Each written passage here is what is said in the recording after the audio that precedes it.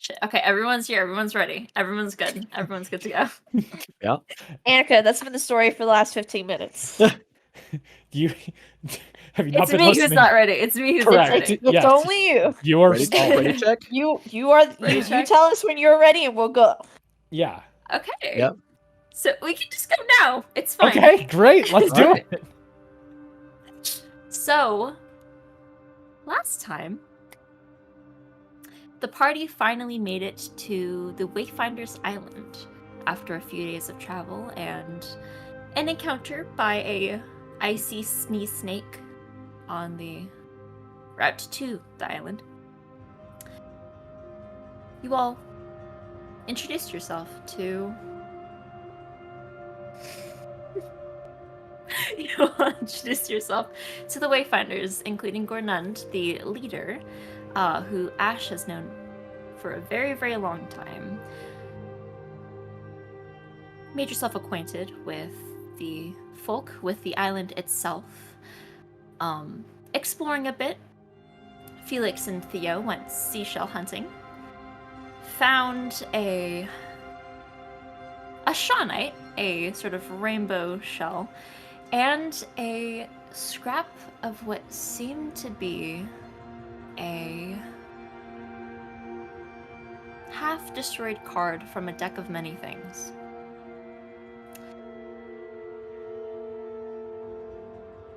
Hailstorm worked on fixing up an old shack that was destroyed by one of the villagers. Thyra contemplated drawing her maps and receiving a small gift, a little collar for Scotty. While Ashe caught up with some old friends, discussing some sort of fears about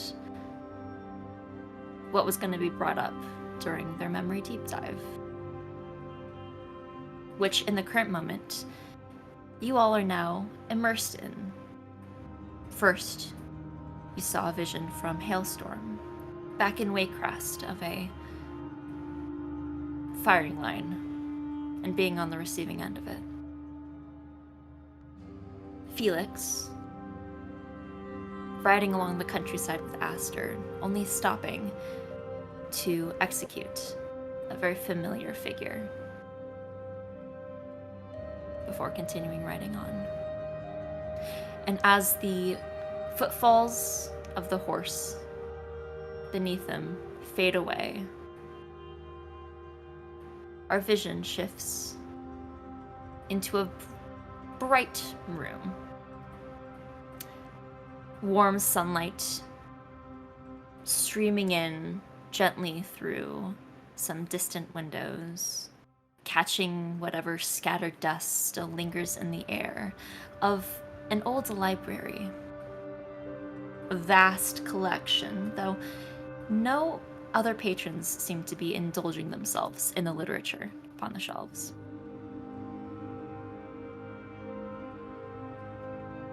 You see the soft tan hand of Ashe sit upon a desk, a table, holding a cup of tea, drinking it casually. The soft steam rising off it. Again, catching that warm, almost desert-like sun. And across the table, this extremely old elven man. Unnaturally dark skin. A visage that many of you have not experienced in person. A drow. White, thin hair, gently pulled back behind the shoulders into a very loose bun. Streams of that silver hair streaming down the shoulders. A beard upon the chin. Very faint, pointed, not a full beard, more like a goatee that's been elongated down to about the mid-chest. A loosely wrapped cloth over the head, again draping over the shoulders and trailing down the back. A familiar figure to you, Ashe. Othindra.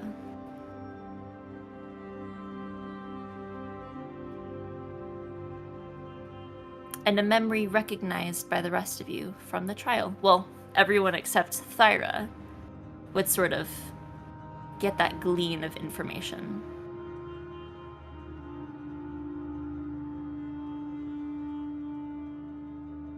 He looks up at you, Ashe, with a sort of half gentle, half devious face, playful in a manner, motioning out to a scroll on the table before you.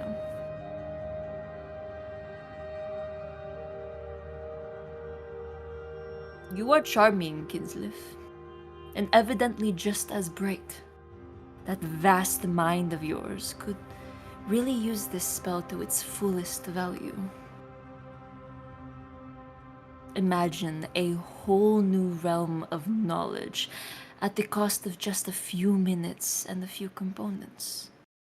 And with the university's resources at your disposal, you should have absolutely no difficulty pulling this off. Again, a bright scholar such as yourself would have understood the value in an opportunity such as this.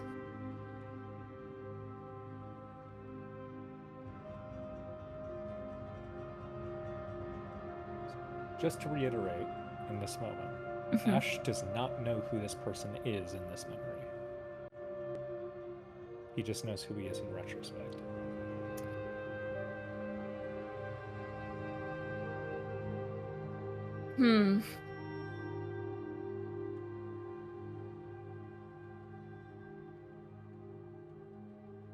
You have an understanding of who this is. Although you have not recognized this face in your memory for quite some time, and repressed any knowledge of who he might look like or be. As soon as the face or his visage comes into perspective, with that underlying knowledge being there, just repressed, you slowly come to realize this is the man that you've been looking for. It's the man that set you up into all of this.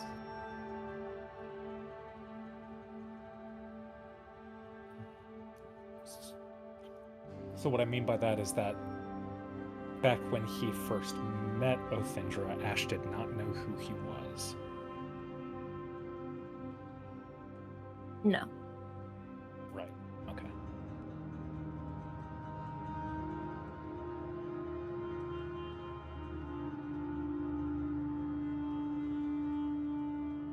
You do make an enticing argument.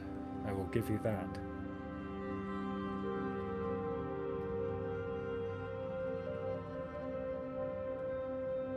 How did you come across this?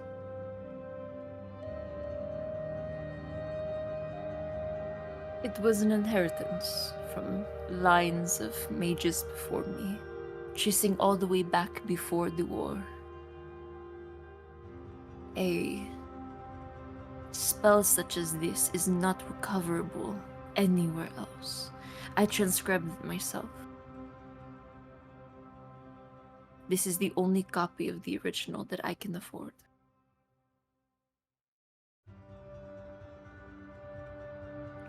And you'll have to elaborate. An inheritance such as this, and you're passing it on to me.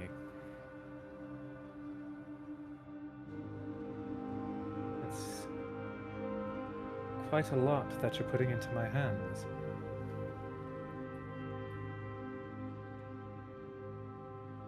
I don't come across many that could even fathom a kind of power, a knowledge such as this. Not many stop by, and when you possess knowledge, when you possess something like this, it needs to be shared. It cannot stay collecting dust for years. You are powerful, Mr. Kislev. Very, and you are a prodigy that rivals only that of my own father. I trust you with this. Despite us not having a huge history, I know potential when I see it.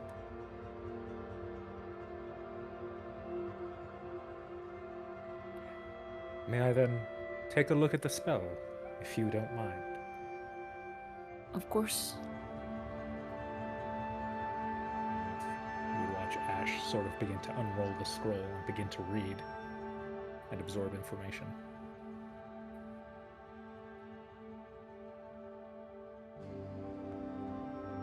Theo and Ashe make an Arcana check with disadvantage. Disadvantage? Mm-hmm.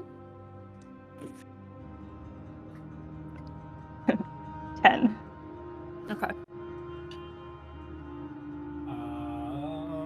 That's kind of good. 21. 21. Okay. So, both of you having trained eyes of magicians, sort of observing through past Ashe's eyes, absorbing what's in front of you. Theo, while you don't recognize this spell, you do kind of grasp what it's at. It's a very, very old spell. It is transcribed in a way that spells haven't been transcribed in hundreds of years. But you sort of begin to gather up what you can from just a glance and understand that this is a spell that hasn't been cast or even attempted to be casted in probably you and your parents' entire existence at the university. You've quite literally seen nothing like it. But understand that it's not just what it was made out to be at face value. There's no inherent semblance of information gathering from it. There's no sense of history that's been written into it. Ashe, you've conducted this spell and are very well acquainted with the fact that it's not what it was made out to be either. But sort of rereading it again after it's been destroyed for this many years and going back with the knowledge you have now.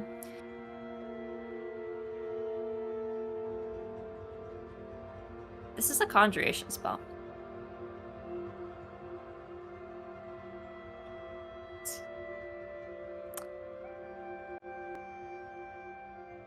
You're unsure why it was given to you, still.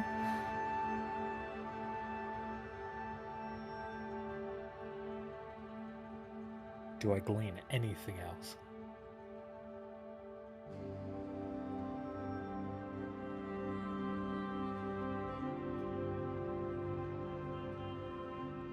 Anything at all? With a 21,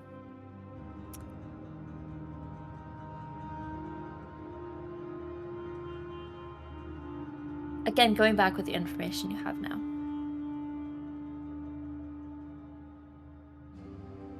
You glean that this is probably the closest in scripture to a teleportation spell. At least among the spells that you've witnessed and seen and studied.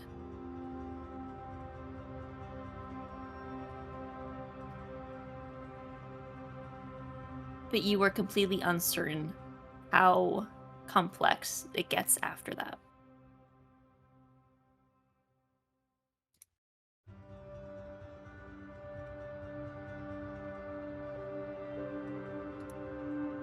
Well, I must say, the age and complexity of this scripture is a bit beyond me at the present moment. I will need to inquire first before attempting anything like this.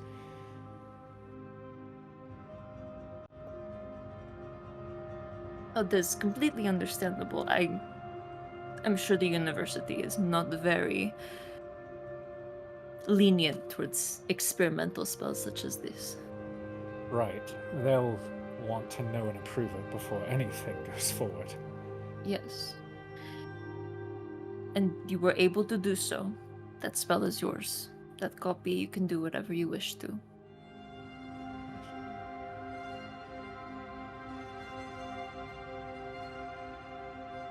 What you're saying is true. It does have the capacity of changing the world as we understand it. It's certainly good.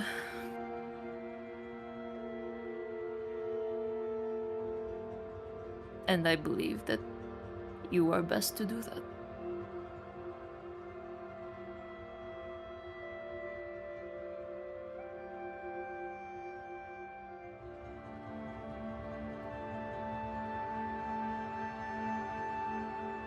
Well, he will stand up.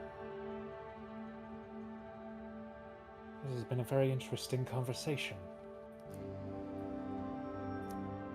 I deeply appreciate you welcoming me here and being given the time to peruse this work. Everything has been quite extraordinary. Feel free to come back anytime. My library is open to you. I will certainly consider it. Well, I must get back to the university immediately. I want to pursue this line as far as I can.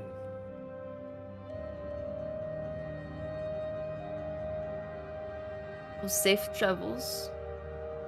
Keep that spell script, that scroll safe. Of course. It will not leave my side. And good luck. Ashe will give a nod and begin making his way out. You turn to walk up a small set of steps towards the sort of elevated part of the library and towards the main entrance. The soft smell of the herbal tea still wafting after you. The strong scent of books sort of overwhelming the rest of your senses. As you make for the door and are immediately blinded by the bright desert sun.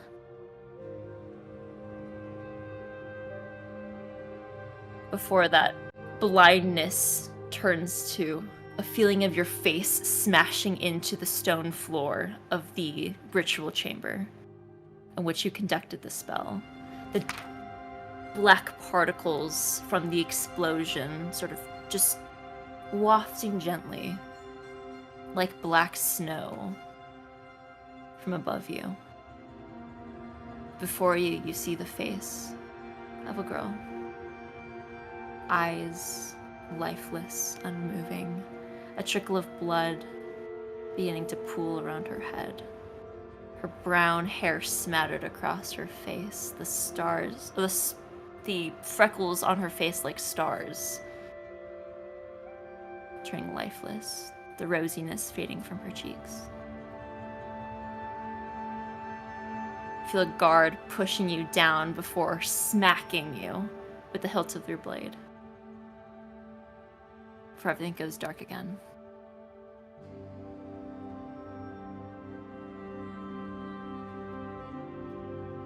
And you just feel that presence that's been repressed for a few weeks now creep back into your mind. You really did it this time.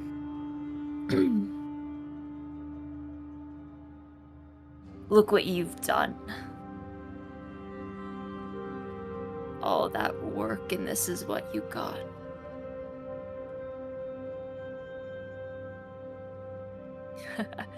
Such a fucking idiot for trusting that man. In my position, anyone would have. You would have. Don't try and convince me otherwise. You didn't even think to run it by anyone beforehand. You just left it up to those snob noses at the university. Of course they're gonna say yes. A spell clearly written by a master, despite what's inside of it.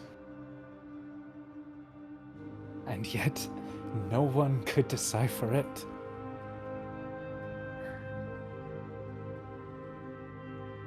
So trusting.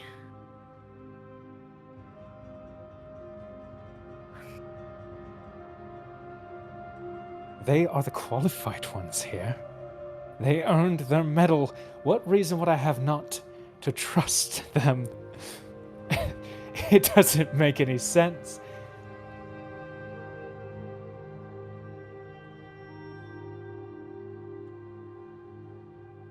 They're just all power hungry. You understand that.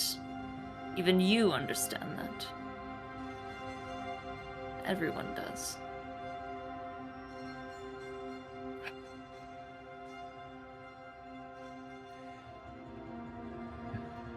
If they were so power hungry, then why would they jeopardize everything to see the spell cast? They wouldn't have had me go through with it. They wouldn't have allowed me to gain that knowledge unless they knew what it did. Well, if it did work, what would you have done? You would have been a hero to them. I would have And been they gave beyond you- them. They gave you all of those resources. You would have fallen right into their hands like everyone else. So now you think I'm just their fucking puppet. Could have been. I'm sure they didn't care either way. You were disposable to them. If it failed, so what? Just another little boy. No one of importance to them. A dropout. Threw away your pedigree already.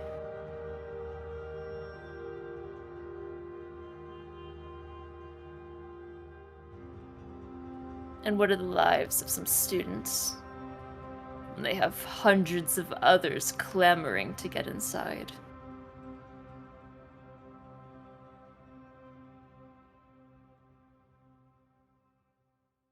I'm sure they know full well what that spell did.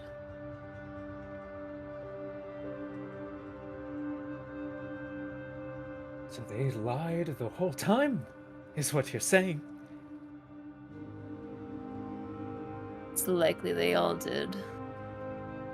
It's what they do for a living, after all. Promising all these young scholars that they're gonna make it to the top. That one day they'll be sitting upon that council, calling the shots for all of the magical world. But where do they go?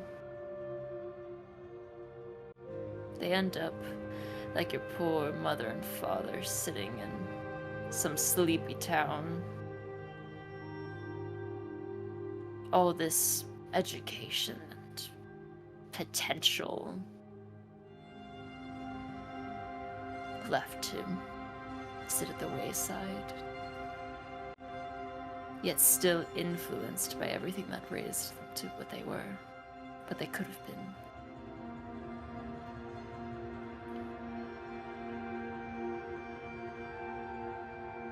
It's So...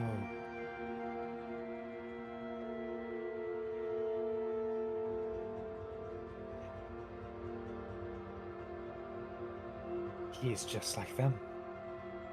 That old man is just like them. Mm-hmm.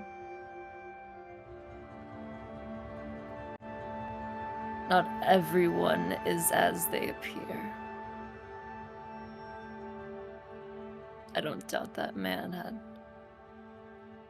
any positive gain from you casting that spell. Doubt he had any care what happened to you.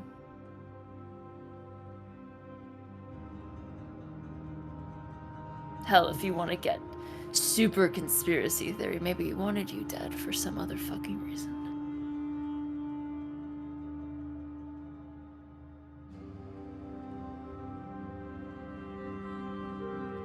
And the university probably wanted me dead too. Is that what you're suggesting? Wouldn't be out of the possibility. This young, super bright scholar, a prodigy, is what they called you, wasn't it? With a heart of gold, who wanted to do nothing but good in the world. Needed to be brought down a peg. You become too powerful and too likable, which is worse.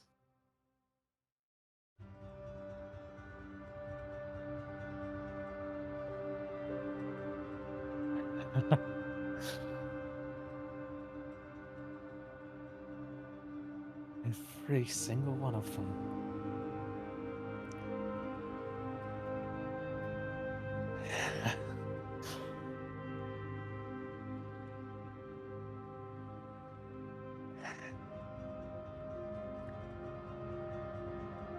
Maybe they're the ones that need to be brought down a peg.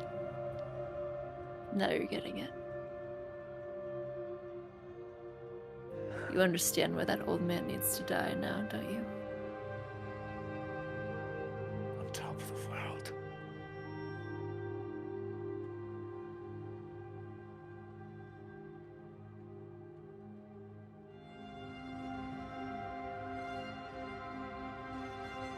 Fine.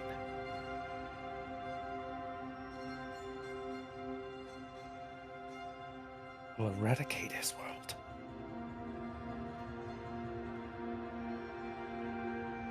That's the spirit.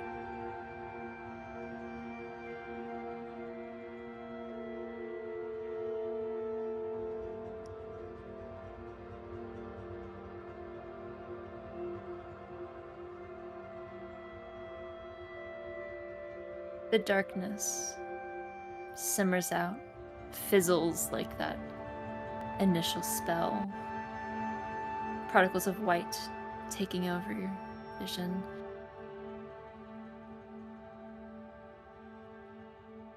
A gentle snowfall turns into a bright, sunny day. A more abandoned landscape. Cooler. Familiar to you, Theo.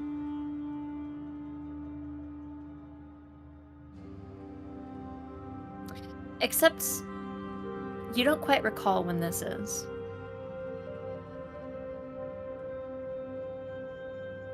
In fact, looking through your eyes now, you're nothing but a child.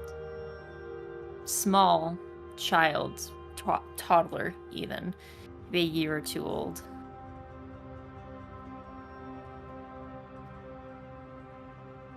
The sun still bright but low in the sky, sort of tracing along it. Like a finger running across the spine of a book. Never quite setting in the distance. You recognize this to be peak summer in Freya.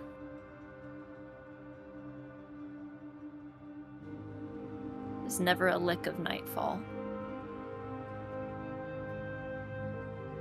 possibly very close to the solstice itself.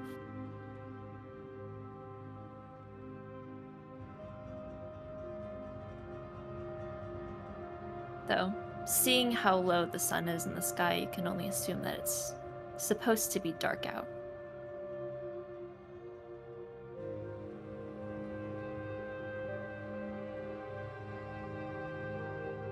Not another scholar is out digging. Everyone's getting some sort of rest. But you decided it's time to explore.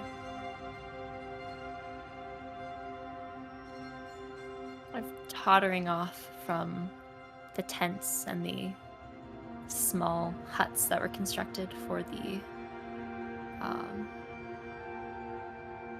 archaeologists that come up here, including your parents.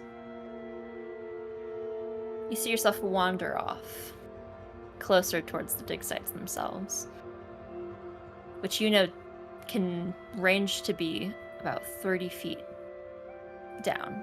These large pits, completely brushed and shoveled off to find whatever trinkets lie beneath the snow and the ice and the dirt.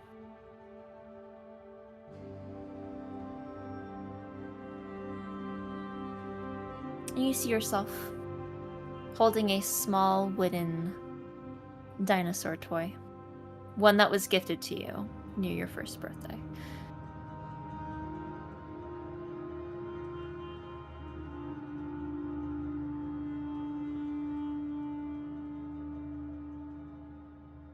But something about the sights kind of made you gravitate towards them.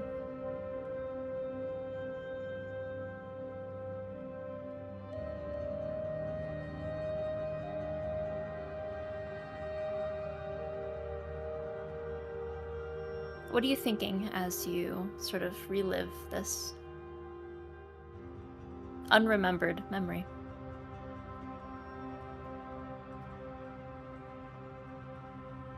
As little Theo, or as now? Grown Theo, watching happy little Theo play around.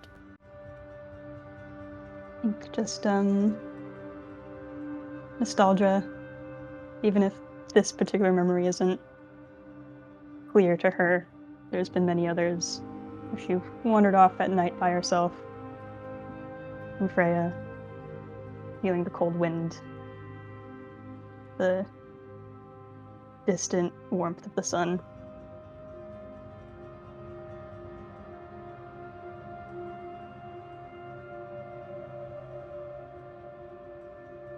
Curiosity at what lies below.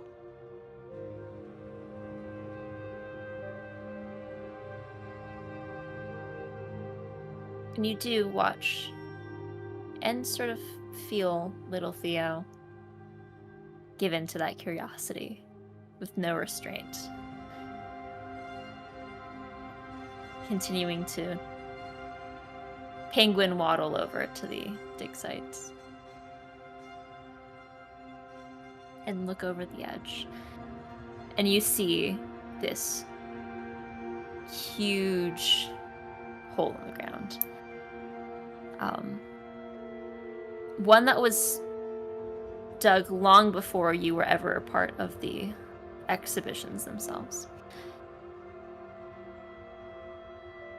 You remember in this one specifically, they had found this big creature, almost resembling a mammoth, which they had totally gutted from the space, leaving this about 35-foot hole in the ground where it was before. But looking down it now, you do see huge parts of bone stick out of the dirt, very slowly brushed out. Looking down in awe, for sort of sidestepping, still looking at the massive skeleton in the ground. Continuing up a bit farther.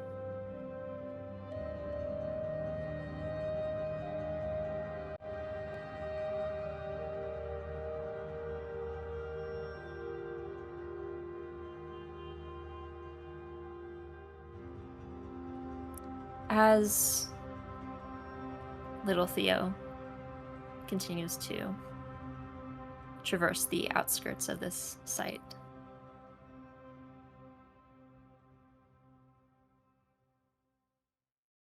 you feel her slip at the edge of this pit.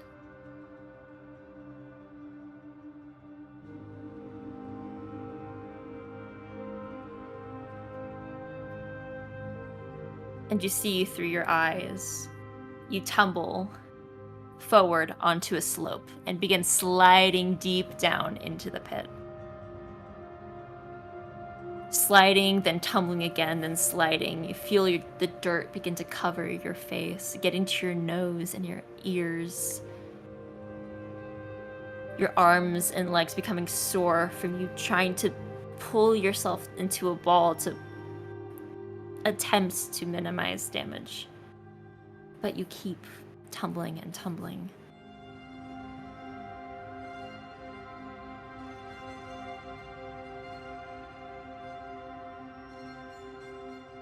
Until you feel yourself get snagged on part of that bone.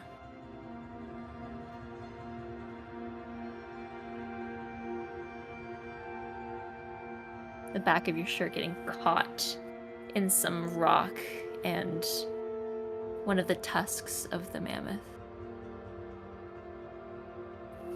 You are completely dizzy, disoriented.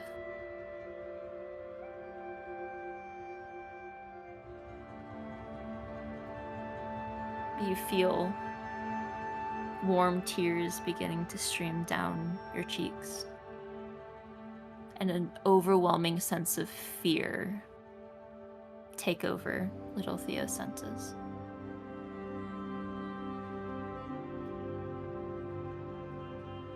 The vision's blurry and dizzy. Your arms and legs hurt, your chest hurts, your head hurts. Your back feels torn up.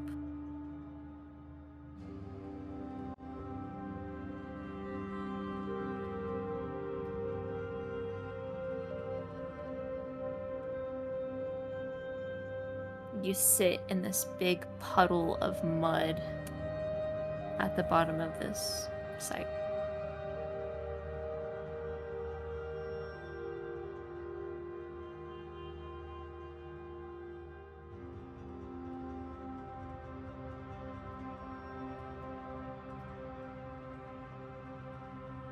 The sun peaks the lowest it does, or dips the lowest it does in the sky. What goes from a mid-afternoon to a very late afternoon sun. The surroundings become dark, though not completely. Especially with the dirt blockading the actual light from hitting you. You sit in this dark hole. It's cold. It's wet.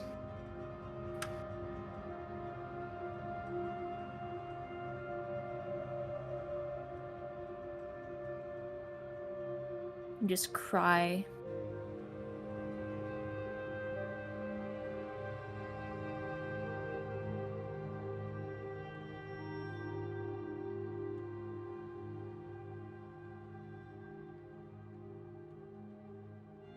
You feel yourself get really tired.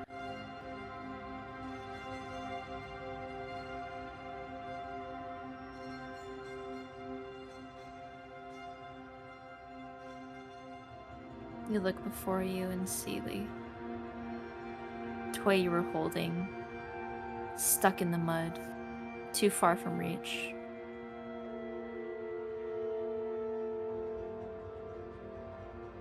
But in that blurry vision,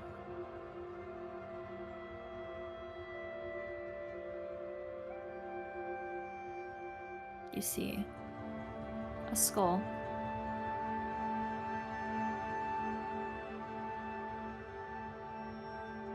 A bit of rain begins to fall, and you see on the side of this hole, beginning to be exposed, a very familiar skull to you now.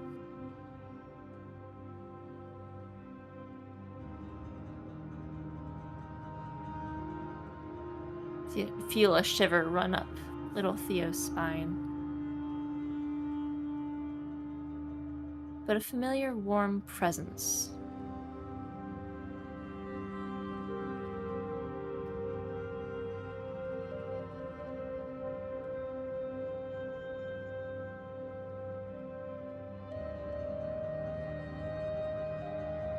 Theo stops crying, a little bit comforted.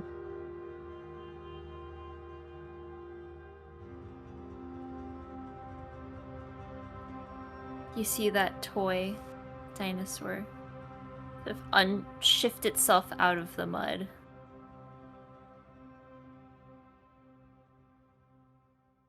And sort of gently roll across the ground towards you.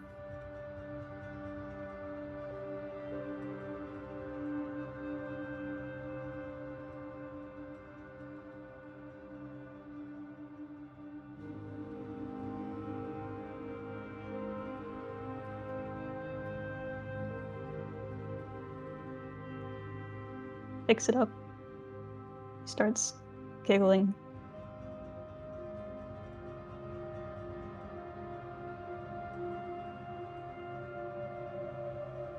No words are exchanged.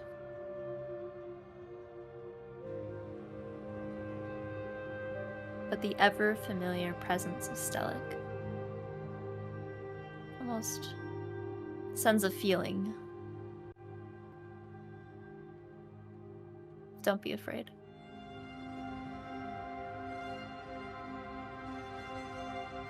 We're here together.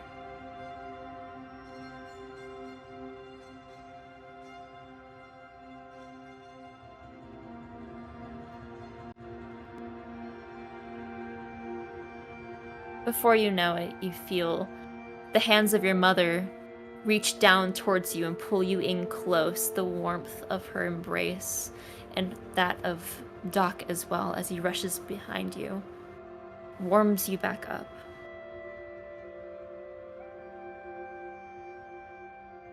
Your mother, crying slightly from fear, finally brings you out of the dig site with shaky arms. But over her shoulder, you see that skull still sitting in the wall, patiently waiting for its turn to be uncovered.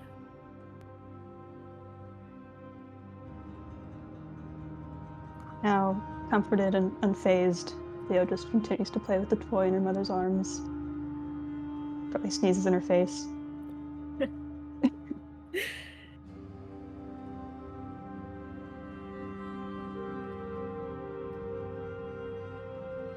She begins, you feel both her and Doc wiping you up, using the collar of her shirt to smudge this snot and mud off your face.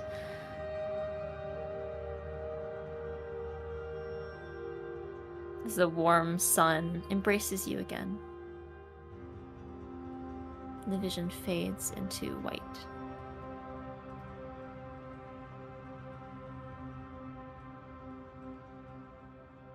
That warmth quickly turns to cold. Frigid. Almost unbearable to the senses.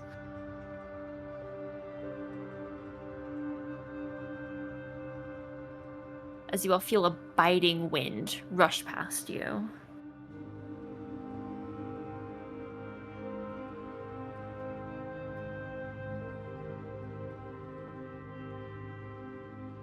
Flashing before you, rushing with this brutal, icy, snowy blizzard that encompasses this vision.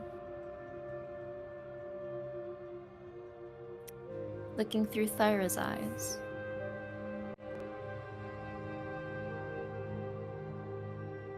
You see a giant, dead, laying on the floor, on the ground of this snow-covered landscape.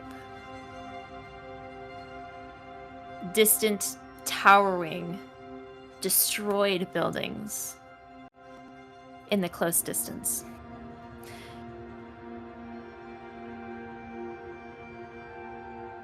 A small girl with fiery orange hair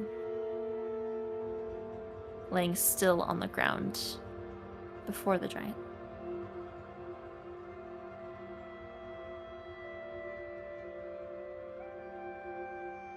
You blink and suddenly Thyra's holding this unconscious body of Valkyria.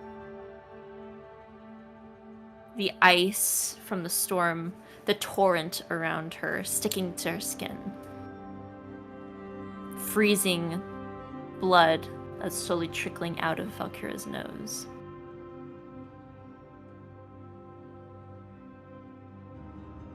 Before quickly whisking her away.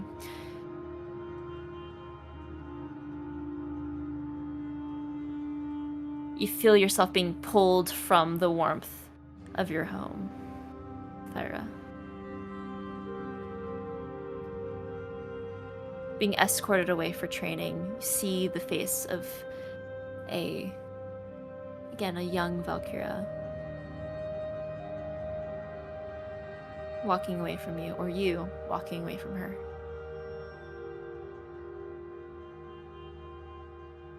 Your parents behind her, holding her shoulders, watching as you go.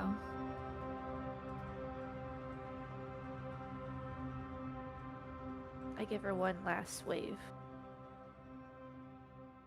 And it's like, as she looks down on her fingertips as she does this, you guys see no scars. I like to think that after she turns, she sees and there's like a shield or something, you can see her reflection.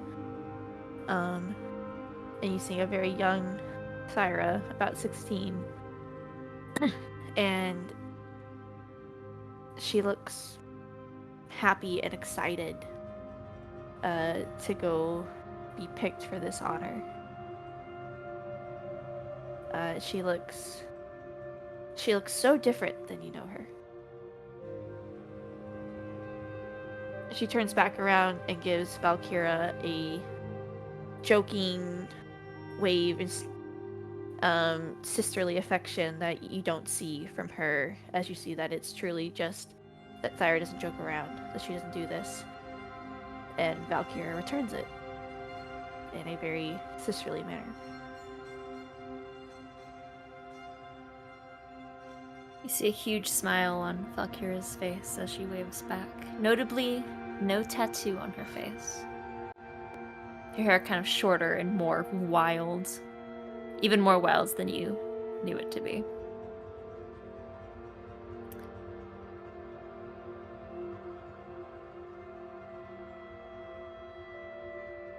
But as soon as Thyra turns to continue walking forward, you feel yourself immediately thrust into this pain.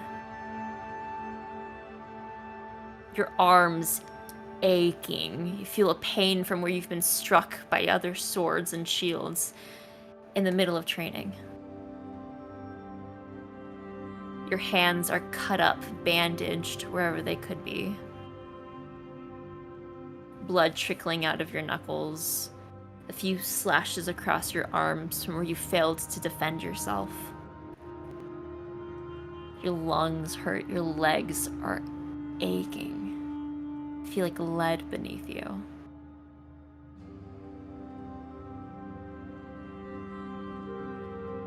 Your composure struggling to stay together.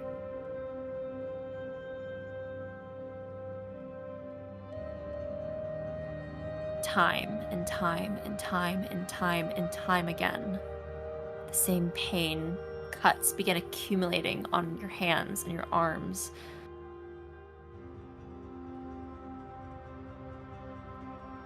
With each training, your muscles growing, your stamina increasing, but the pain persists. You just keep pushing through it, farther and farther.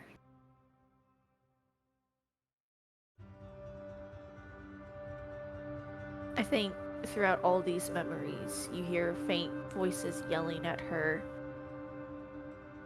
Show us what you can do. Show us the storm. And her just always answering back, I can't do it. I don't know what you want me to do. And each memory ends with, you're a failure. You're worthless. Show us the monster we saw that day. With each day that passes, you feel more brutality, more cruelty.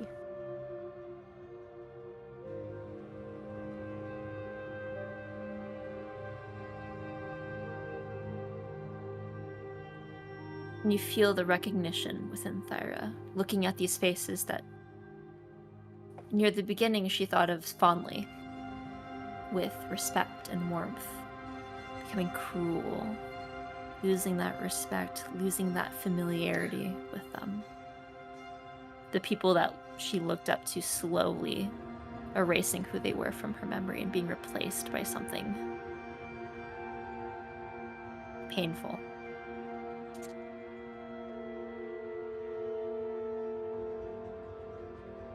Until being thrust into the middle of nowhere, among the far northern wastes of Freya. Not a soul around, not a fire to keep warm. Just Thyra, alone, trudging through the snow, through a nasty blizzard. And there's a grueling hunger that if you guys ever wondered what starvation felt like, it's this. The Thyra is literally on the brink of whatever, that she has nothing to keep her alive through this, as she continues to trudge through the snow.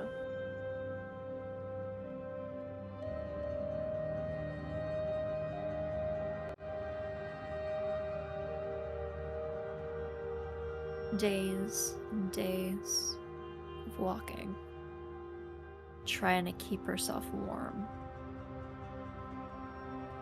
You thought Thyra couldn't feel the cold, but in this moment, it is brutal. Feel the tips of your fingers going numb completely.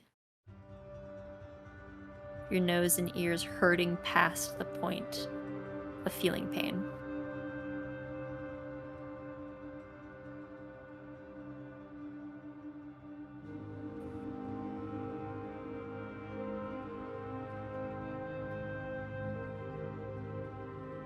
Before eventually stumbling upon a small outcropping, tucked next to a hill, a jagged but short cliff, and a slowly dying fire.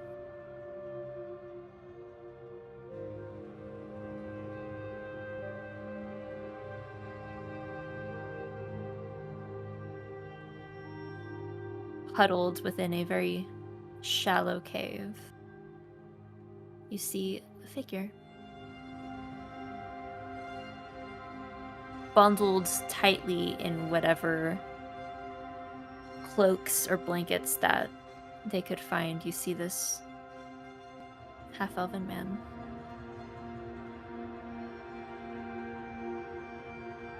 Short, choppy, brown hair, pair of spectacles sliding off the nose, face that looks extremely rosy and cold, almost purple at the tip of the nose.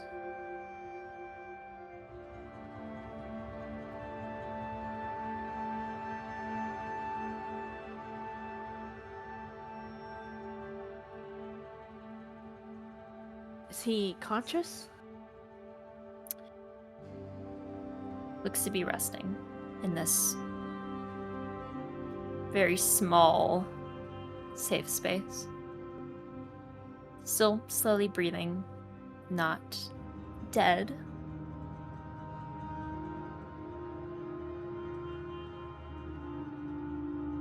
But you recognize this figure, Thyra. The rest of you have never seen this man before in your life.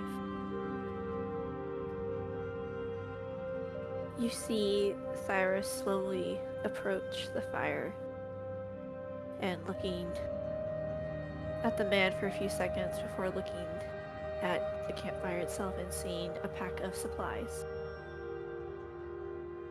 Food, shelter, matches, stuff that she could use, stuff that she hasn't had, stuff that could keep her alive for months if she just took it and ran. You see her go and grab it, and for a second, pick it up and turn. Before keep glancing at the man and seeing a bloody wound coming through the blankets.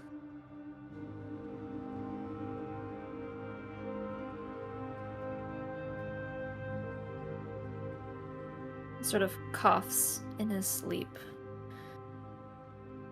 Just continuing to clench all of whatever he has around him tighter.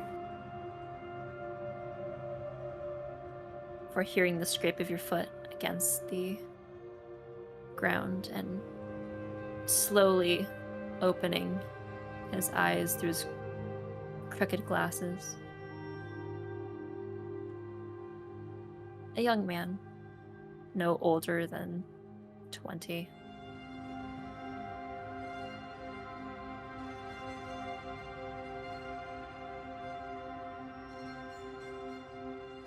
Thyra has a flashback to when her sister looked like this. And for a brief paused moment, you think she is going to turn and leave him. But she gently puts the pack back down, takes some bandages out, and goes to the man. That looks pretty bad. I know a thing or two about patching up. Go back to sleep. I'll take care of you.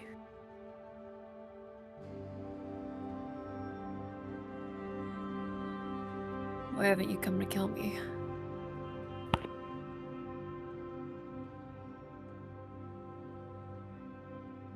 If I wanted you dead, you'd already be.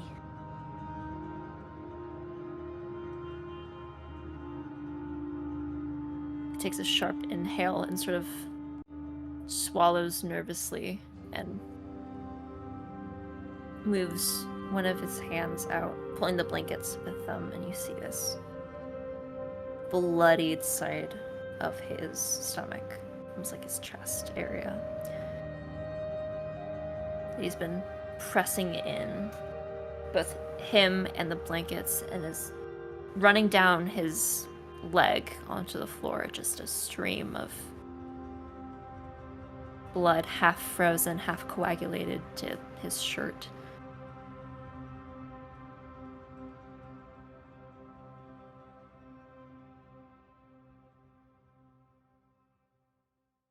And flashes again, Thyra patching him up, cleaning the wound when she could, relighting the fire, them sharing conversation after conversation after conversation. Days, weeks, near a month out here. As you see the face of the man grow less sunken.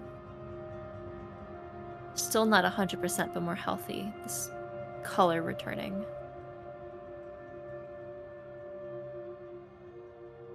Looking young and bright. Very nerdy, but a little toughened.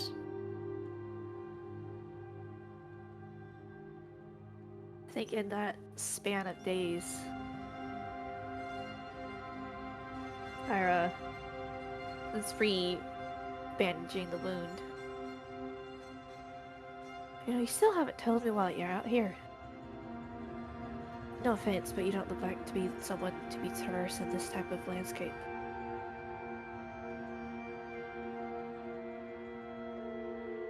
It's just an expedition.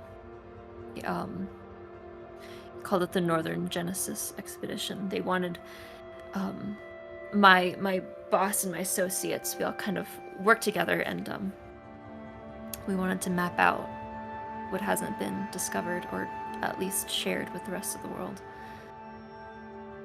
They wanted to know what it was like up here and maybe begin to rebuild connections.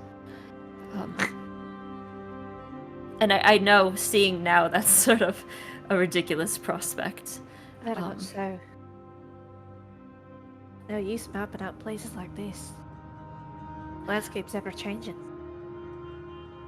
Well, and some believe that beneath the ruins and in the caverns beneath cities, there are hundreds, thousands, even more pieces of information that could lead us to the past, to help us understand what happened before the war specifically. This place has been perfectly preserved by time.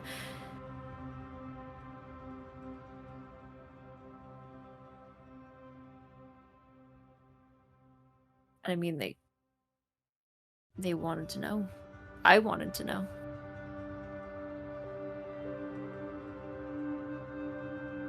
But I don't think there's much use going back now with unfinished maps and destroyed relics.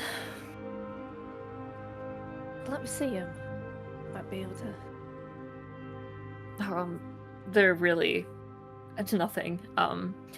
And you see him produce an extremely familiar cartography kit. And with it, a number of maps. All of landscapes none of you recognize. But excellent craftsmanship.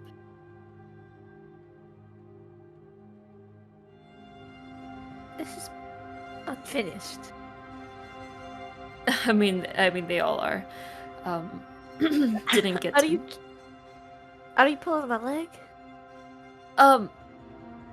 What do you mean? They're beautiful.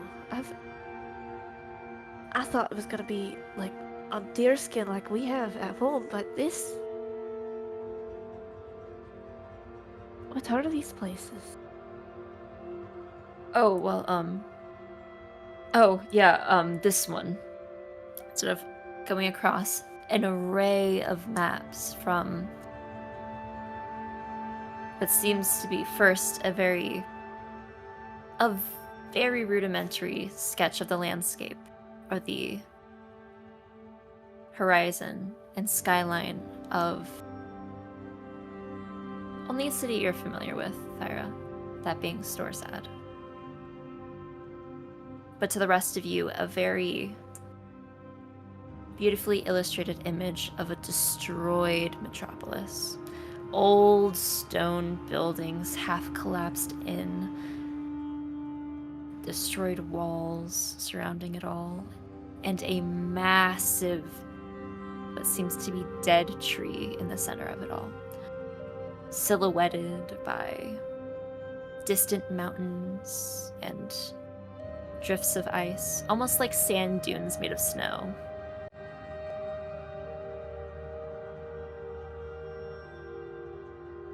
And then scanning over more landscapes that you might be a little bit more familiar with, of cities and villages within Yayakta Hills, to places within Draginia, to even Mathera.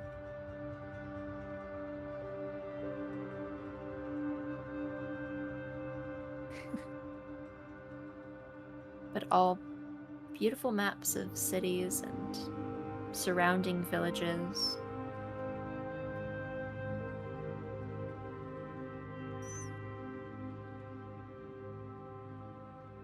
You see again another passage of time as the two grow closer.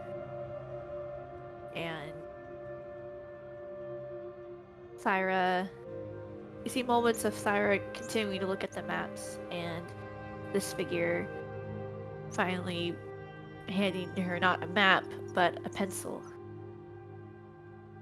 and pointing to the landscape that they've been living under, and helping her draw that own map together.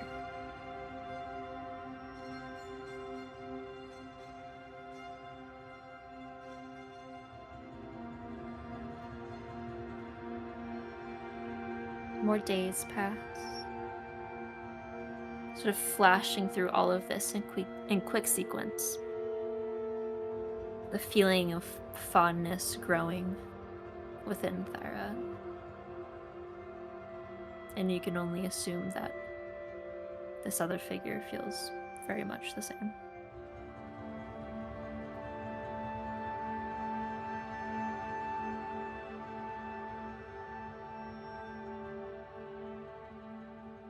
I think one night, after you feel a good amount of time has passed between these two, the memory emerges back in the middle of an argument between the two, of the figure telling Thyra that once they get out of here that he should come with her. And Thyra refusing, saying that she can't. That she has a duty to this training, she has a duty to her family and her people. And the figure arguing, saying that they have been nothing but cruel to you, why do you care? There's more places than ice and snow out here. There are more places that can give you true warmth that he wants to show her.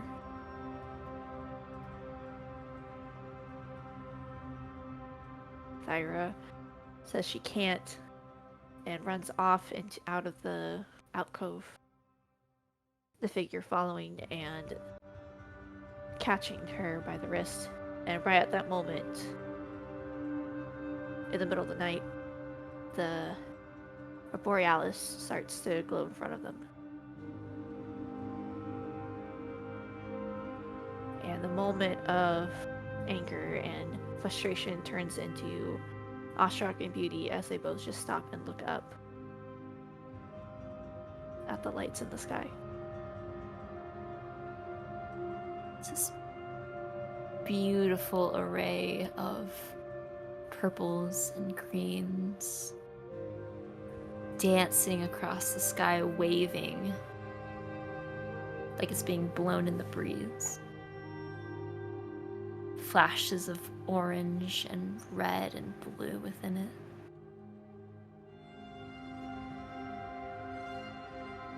Light illuminating across the ground, scattering the colors within the snow.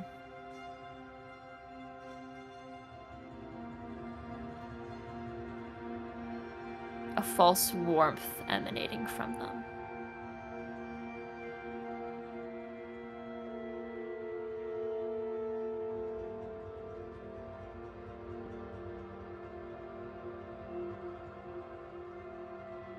The moment Thyra looks back over to the figure who is staring at her and not the sky. And there is a brief pause as they both just stare at the reflection of the lights in each other's eyes. And before they either could stop, they both lean in at the same time.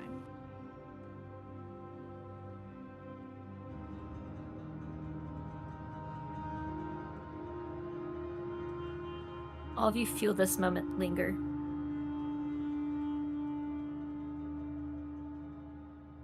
Like something in Thyra wanted to give this time.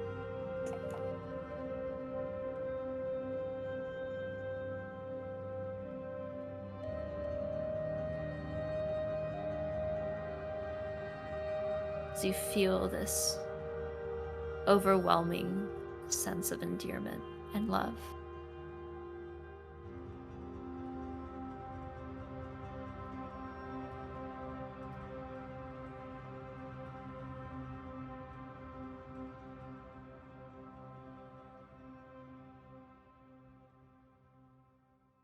As the lights drag on and on,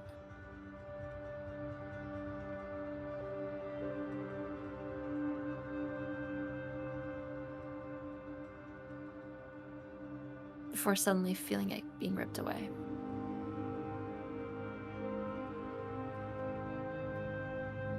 You're getting caught in the moment before time slips by again. Shouting figures. Familiar figures. The same group that brought Thyra out here in the first place. Shouting, pulling this other figure to the ground, pushing Thyra back,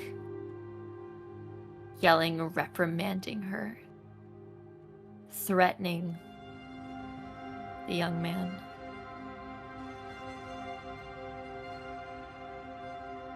Continue to push distance between them.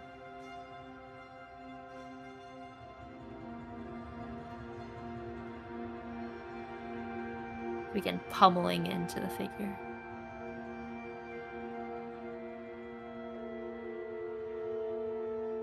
Thyra fights to get to him, yelling, "Stop, unhand him." And manages to break through the restraints of the figures holding her to get to the figures holding him, and is able to release them from him and tells him to run.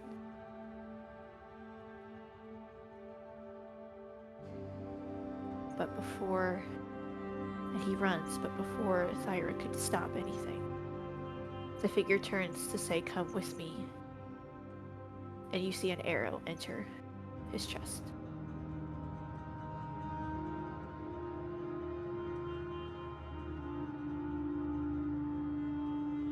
See him collapse, almost with the momentum of the arrow and the adrenaline pumping through, beckoning Thyra to come, flies backwards and lands in the snow, disappearing beyond the soft fluff of it all.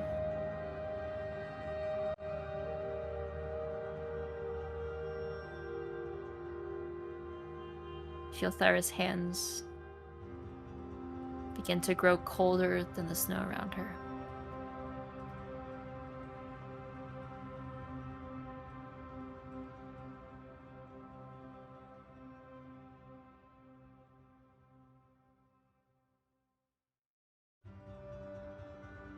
And that same torrent that you all are familiar with, almost exploding out of her in anger.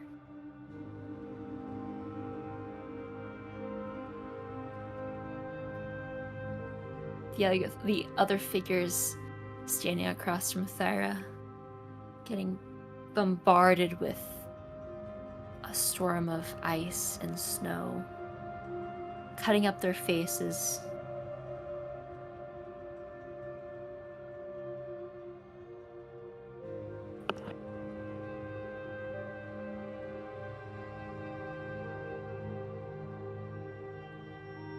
You see Thyra push out her hand towards some of the figures, and ice spikes come up, shoot from the ground, not impaling them, but pushing them back.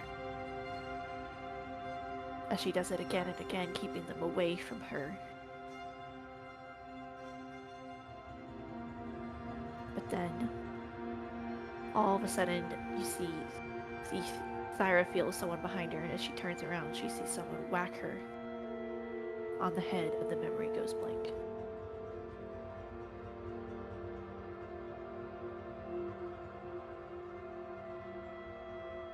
As this vision goes dark, the view of the bright snow vanishing. Before you all feel yourself pulled from this sequence, you feel a searing hot pain in your chest, still through Thyra. Uncertain if it's physical or emotional pain, maybe both.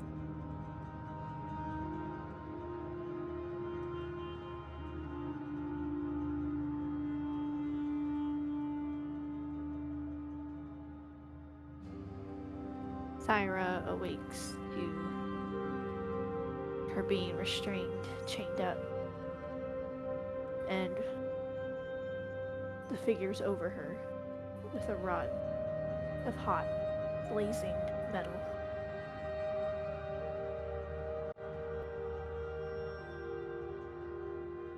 Having just punctured her chest with just a little bit of it.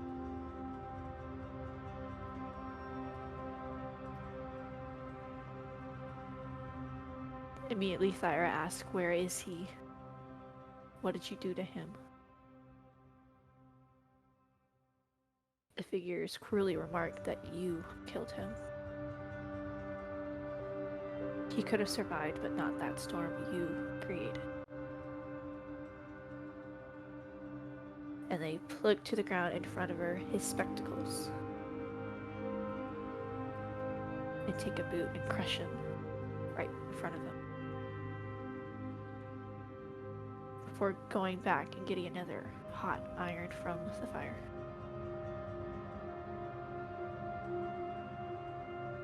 Looking at her and saying, "You are a weapon. You are a monster who has no love in her heart. And we will remind you of that, no matter how painful it may be."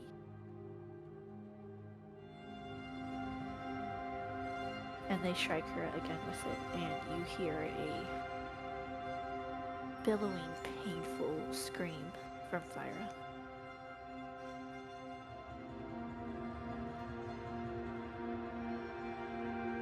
As it happens again and again. And the memory fades to black, but the scream is still consistent. But it turns into one from a different source and a different type. Not from pain, but from fear. As the memory shifts again to one of a different time.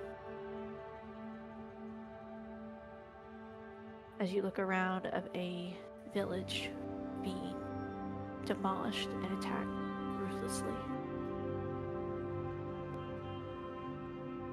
You realize Thyra is in the middle of a battle. From the back, she hears no survivors as she turns to where that scream of fear is headed. And without any hesitation, she makes her way to her, recovering her axe from a body. And the camera fades back, showing a pool of frozen blood that she left behind.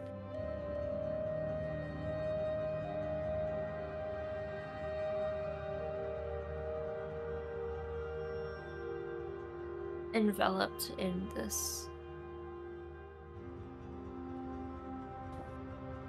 screaming around her. Different kinds, some battle screams, some screams of pain, of terror.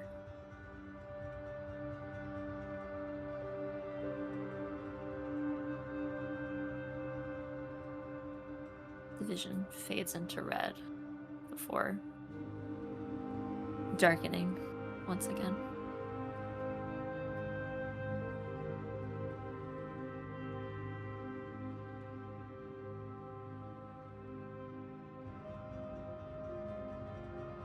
You're no longer in anyone's memory. You feel yourself subconsciously still holding hands with each other, hands gently resting on the pool of water around you.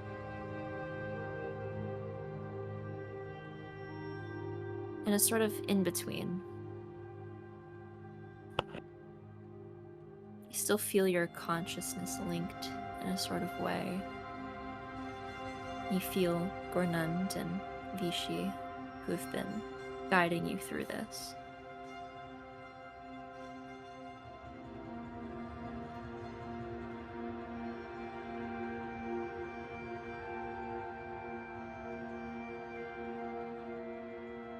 And you all sort of feel this underlying dread, sourceless. No real definitive reason as to why. Other than it's sort of anticipatory.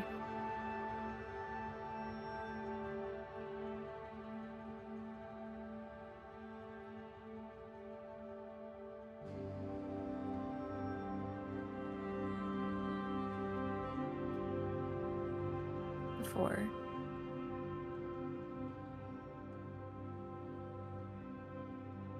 you all feel yourself disconnect from the ceremony. Eyes opening gently into the night that surrounds you.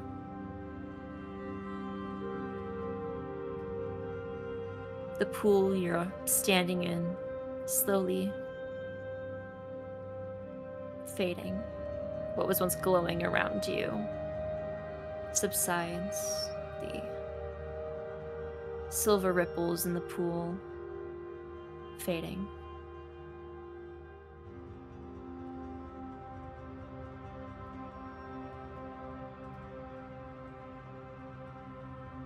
Returns to a nice reflection of the night sky above you. That's where you can take a quick break.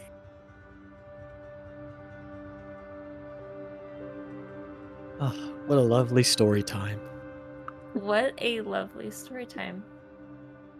No emotional damage in the slightest. I just imagined a ukulele playing in the background the entire time. A jovial little tune. Jovial little tune.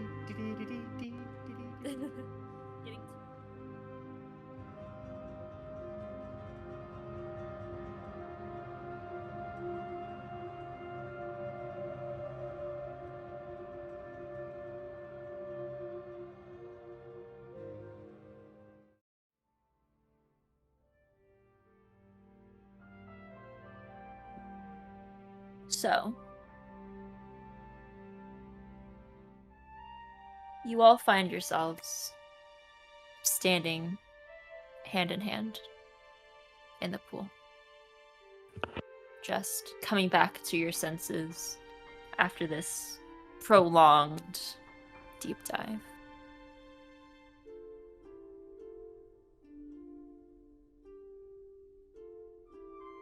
Vichy and Gornund just look up gently at you all before nodding. Sort of without words, acknowledging what you all witnessed.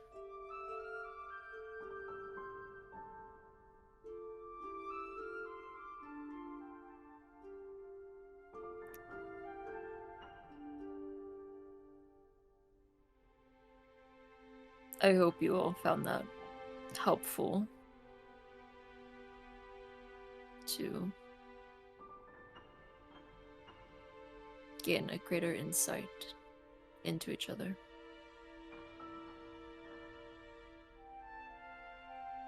I won't linger. I have a feeling you all have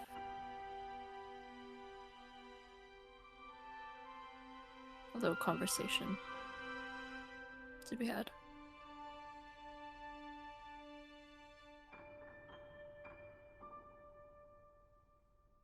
Should you need us again tonight for anything else, you know where to find us. And nods to you, Ashe. He nods back.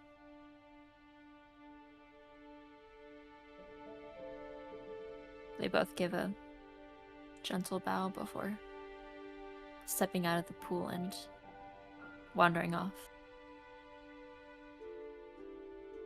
leaving you all to just stand and look upon each other.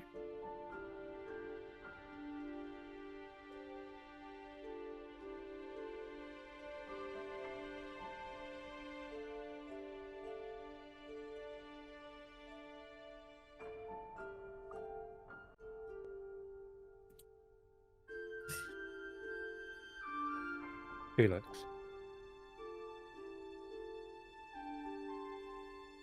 What? It wasn't your fault.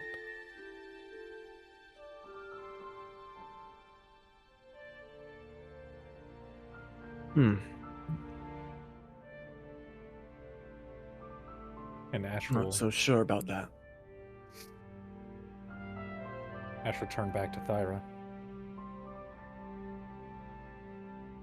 It wasn't yours either.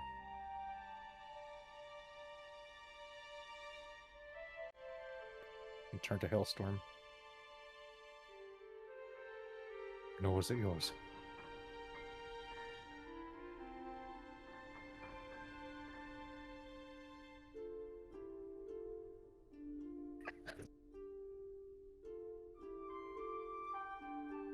We did not make the decisions.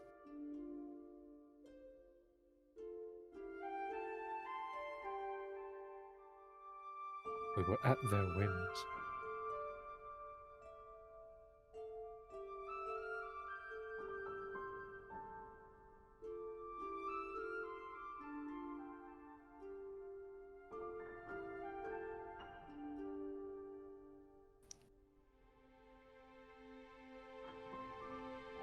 But you all claim the responsibility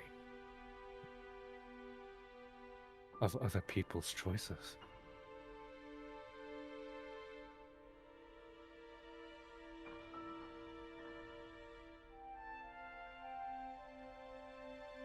It was my fault.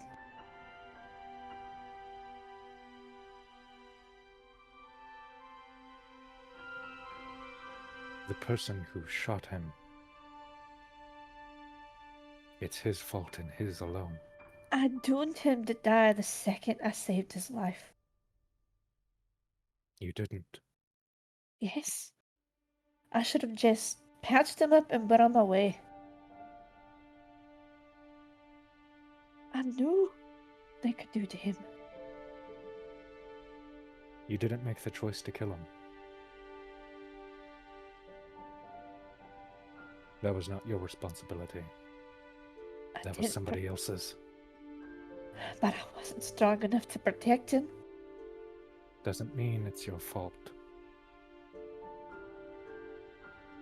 It wasn't your choice.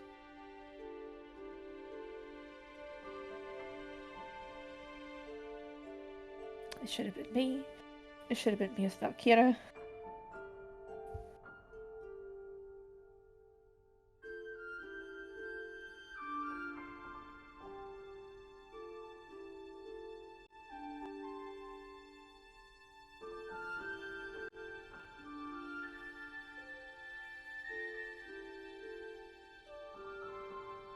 You acted with only kindness.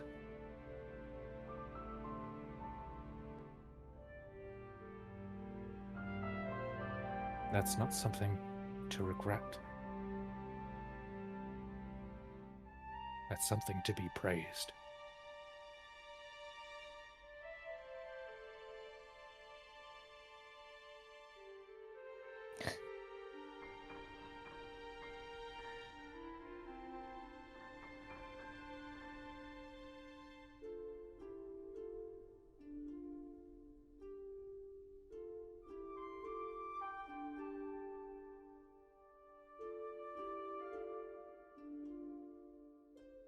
And Felix, you did not pull that trigger. Just Might as well much, have. but you didn't. You did not make that choice. I see no difference. You felt the way I felt in that memory.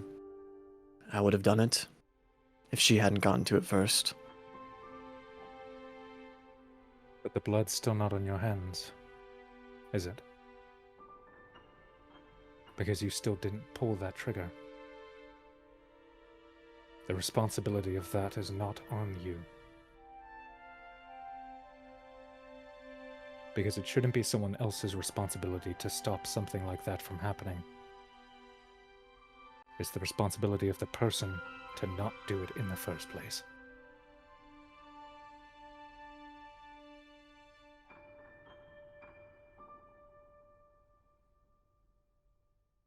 I hear what you're saying, but they carry no weight for me.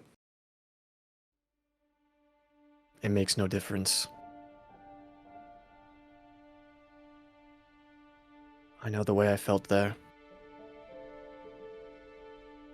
And it's not the way you and how feel I now. relished in the hunt.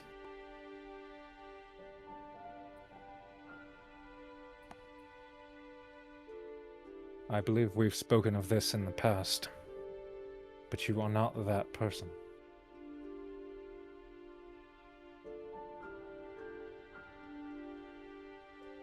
That is not who you are now.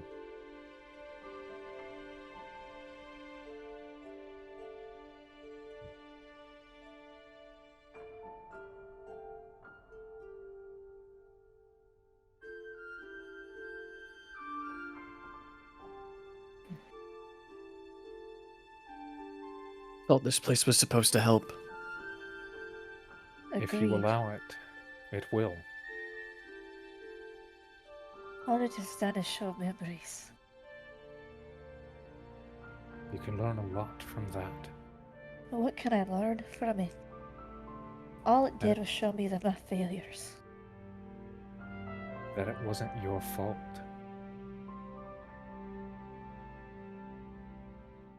It showed all of us that it wasn't your fault. It wasn't any of your fault.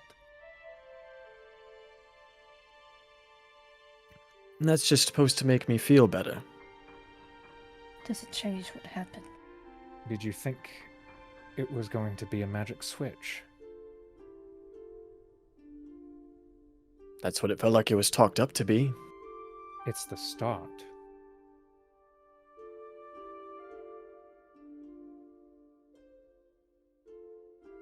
This is how you begin to recover from this. And like you've recovered from it. Do you think I have? No. And do you think I'm going to start? Honestly, I can't tell. From what I see, you rely too much on that ring of yours to block out what's in your head. Instead of facing it head on. You've seen what happens when the ring goes off. Indeed. Would you like But to from see it what- again? But from what I understand, that's a creation. That's a monster that you created on your own. Which only means you are the one that can take it down. A monster that I created. Is that so?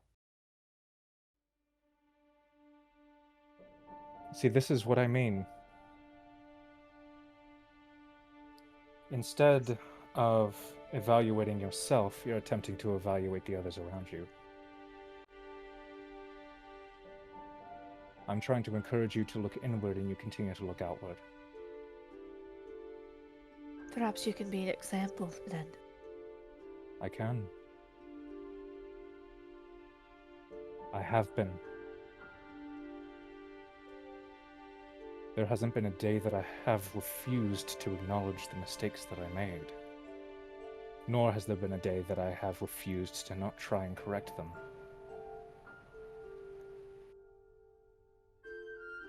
I'm going to continue to try and do so. And may I ask, you think bringing back those lives is gonna actually fix anything? Doesn't take away the guilt, doesn't take away the grief all those people went through.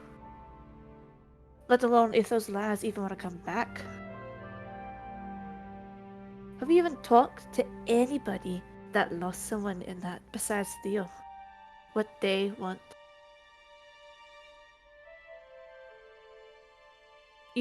From what I understand, you've talked to the university and you talked to a council, but you haven't talked to the people that actually lost people that day.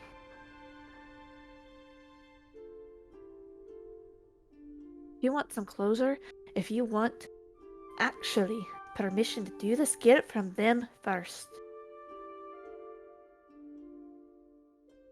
Because right now, all it seems you're doing it for yourself and not them.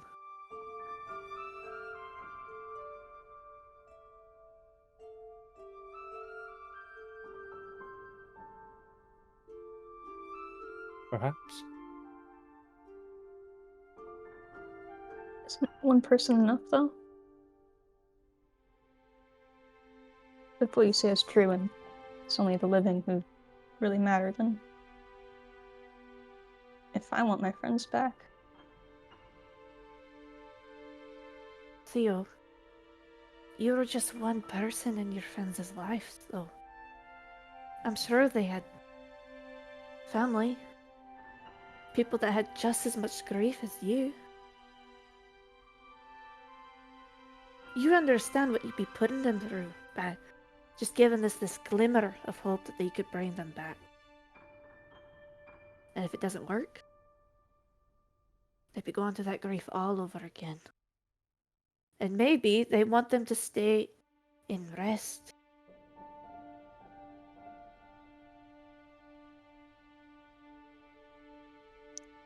these weren't some people who died of old age, had a fulfilling life.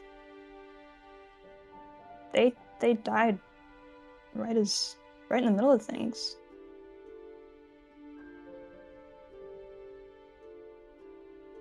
All I'm saying, Theo,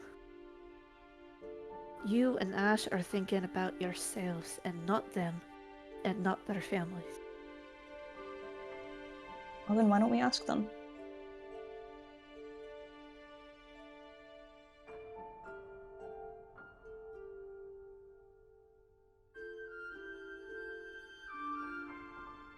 I would do anything to have Valkyria back. Anything to have Finnick back.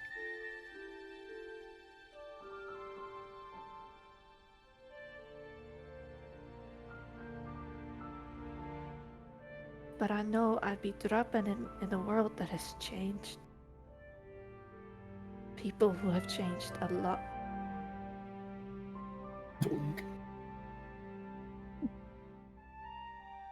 And that's selfish of me to do. It should be their choice, not mine.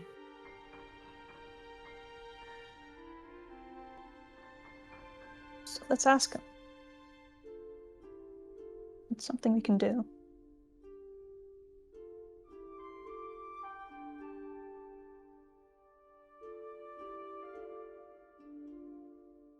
I'd need to be where he was buried.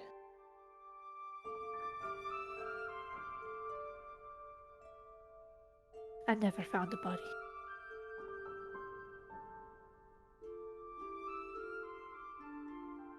The only thing that was left was... She takes out the map kit.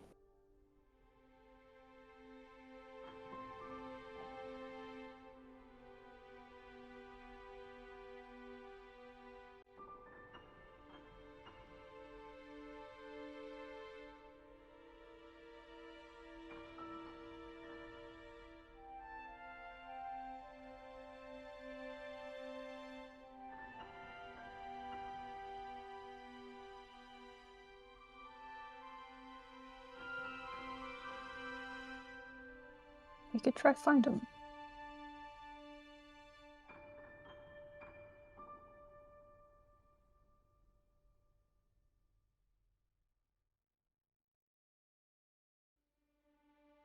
We Anyone. You all lost a lot. And we could ask them if they wanted to come back. I don't know what spell you're talking about. But I think talking to a body is different than talking to a soul.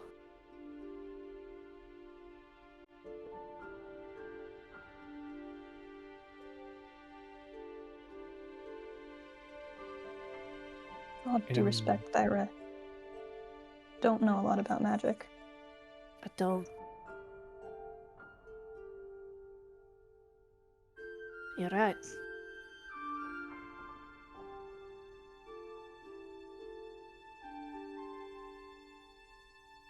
But it seems none of you can see consequences of your actions.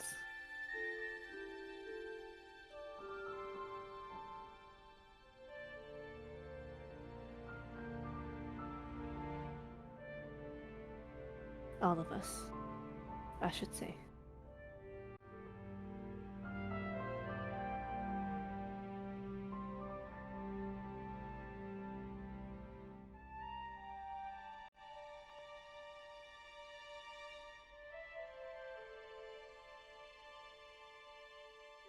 You think I don't understand the consequences of my actions? Not when you did it, when you first did the spell, no. No one ever does. Things take time. And I've had quite a lot of it.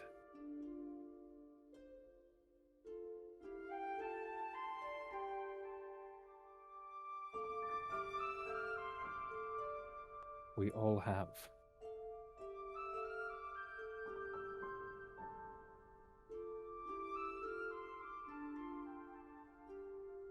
It's a question of whether or not we want to move forward.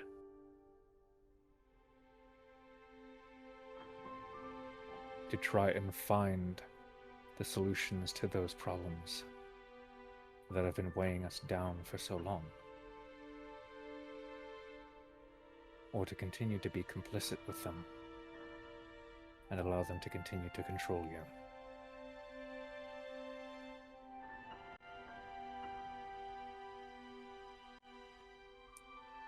And I've been complicit long enough.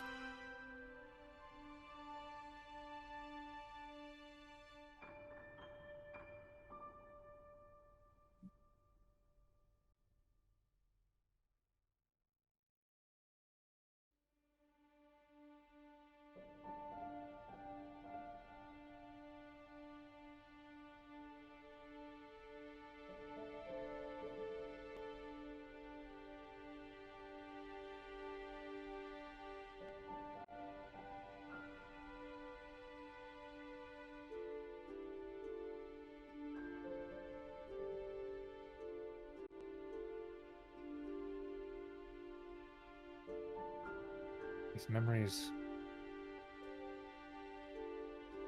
they're not here to remind us of what we did wrong. They're here to help us reflect.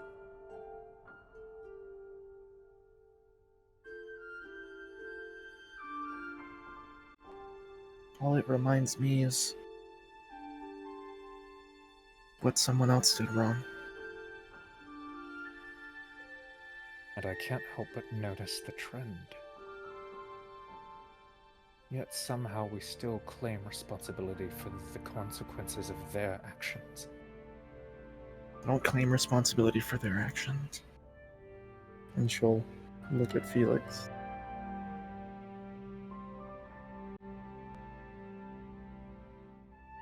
That night, the only reason the Empire was there was because of your fuck up.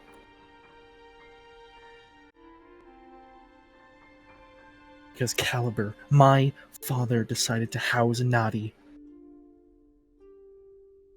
because of your fuck up.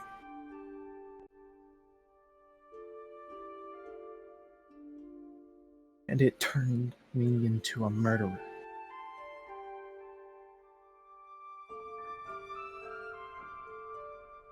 And I love it.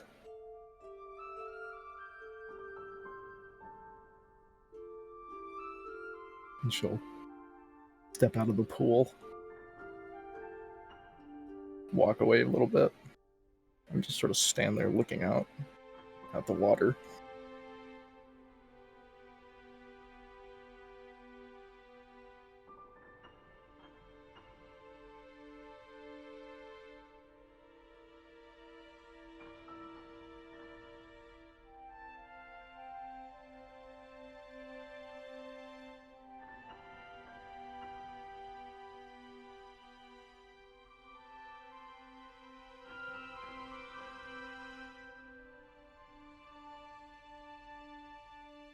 It was not Felix that decided to send Nadi there. You understand? Wouldn't have happened.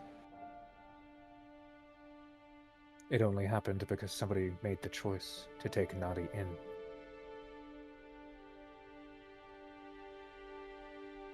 We used to worship them, you know. Nightshade. Even in the moment when he first told me, I couldn't help but turn into some sort of schoolgirl.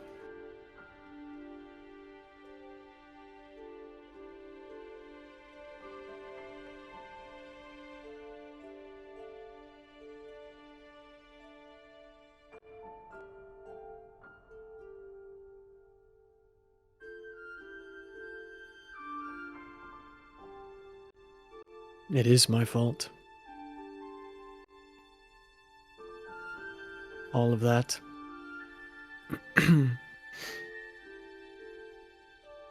That operation that went so wrong.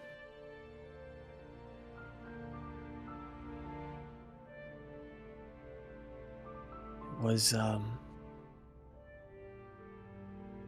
first mission that I was allowed to lead. I was the one calling the shots.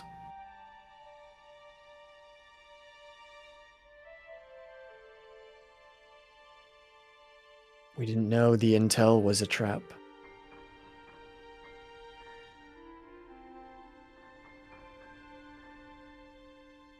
But I was blind to not see it when we were even down there. Could have gotten out sooner. Avoided so much.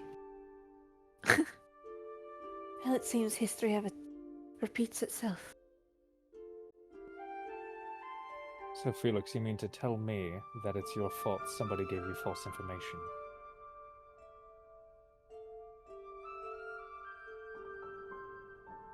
No, but I could have been smarter with it.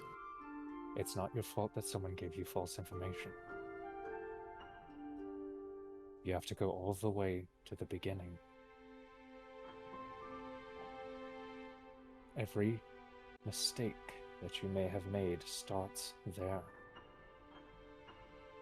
And it's because somebody else did it to you.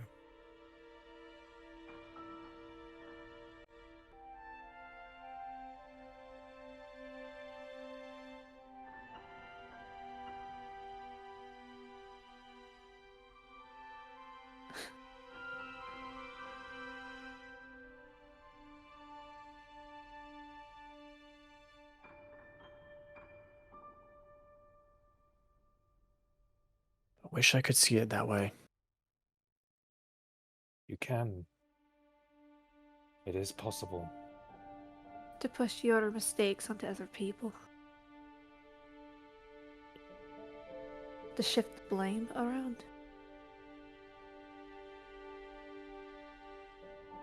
Identifying what mistakes actually belong to you, instead of the ones you've convinced yourself are responsible for.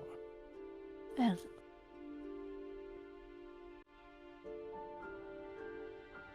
if we're trying to reflect on blame, she turns to Felix. It was myself that cautioned you to not go into that tower. saying it was a trap. And yet you convinced all the rest of us to go. And surprise, surprise, it was.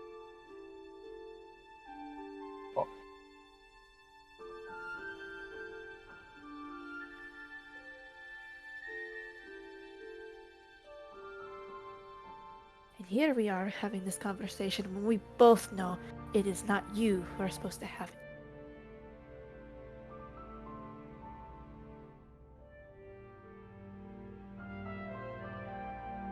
Turns to Ashe. Let me get me some time to reflect. But I'll tell you one thing. She stands up. Some scars don't heal. And she pulls down where the burn mark is. She turns to walk away.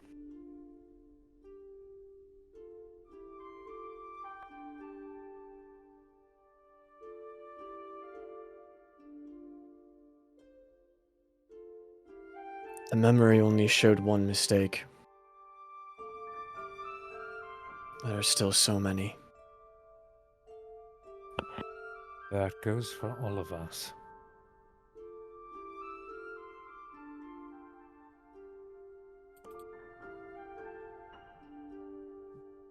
What are you going to do with it?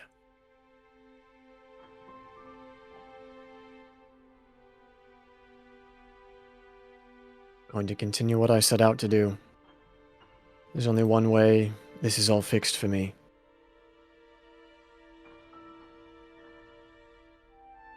That's finding my family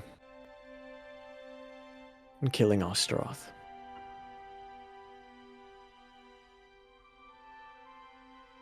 And will that truly help you overcome this memory we just saw? Perhaps, perhaps not. But at least there will be justice.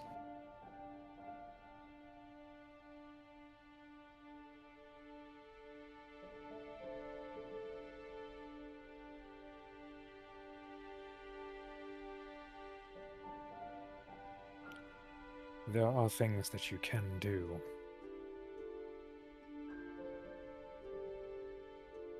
That will help make things easier. If you allow them. And I think the first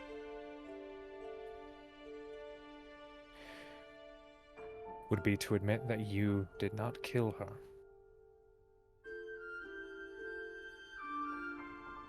Flat out.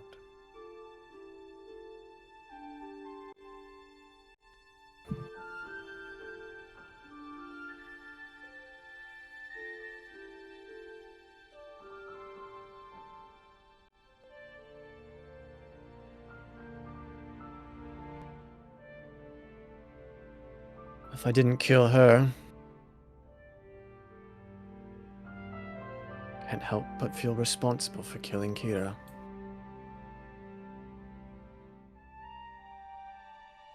Kira made a choice. You're not responsible for the choice she made.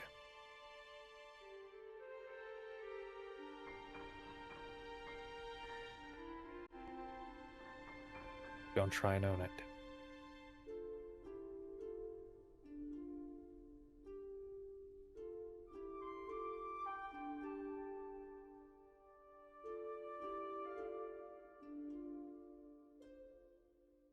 I shouldn't even be standing here. Perhaps not.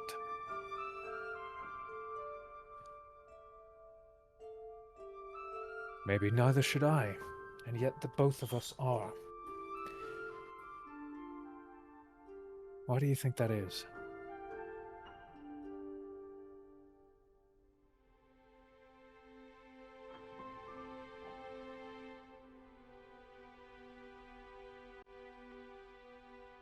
You're going to insinuate there is some divine magic at works here.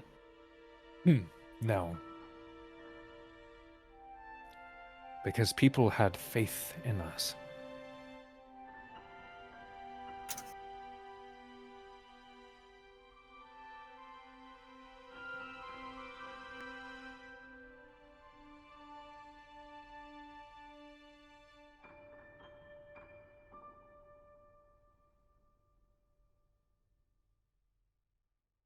I think Thyra would believe that faith was misplaced in me. That's not Thyra's choice to make.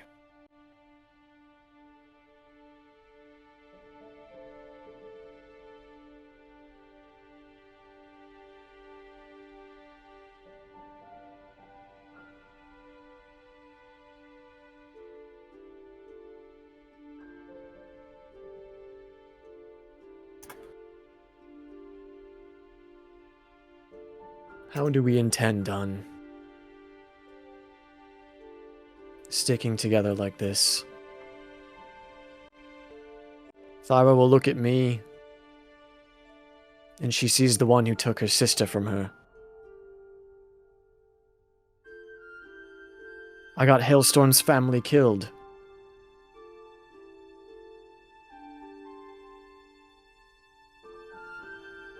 Oh, but no, I should be trying to heal through this.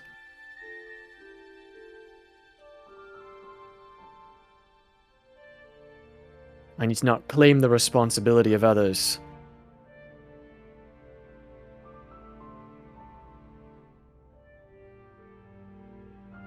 Hira may have deemed me worthy to continue on. But what about what I think?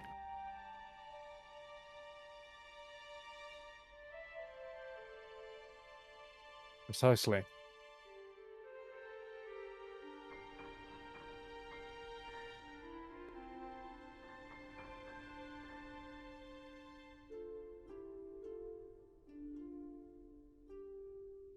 Hailstorm and Thyra blame you for something that was outside of your control.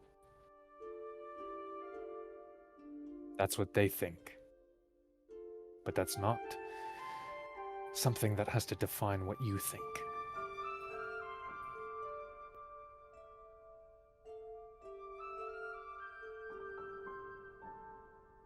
There's a heavy sigh. I don't.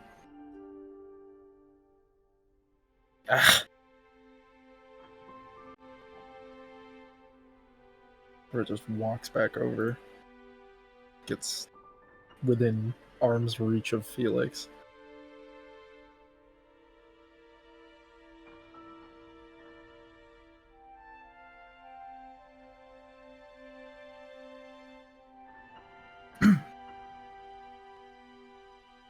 I'm not going to act like a saint, that I can convince you how to feel better. What I do know is that I gave you an arm, you still have a gun. And you already want the justice. Fuck your justice. Get revenge. Make it right.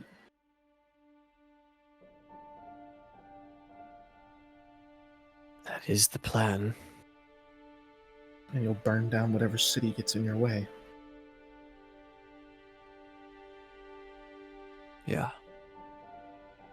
I will. Before we can get up, maybe we have to dig the hole just a bit deeper. The more dead bodies, then. Is that what you want, Felix?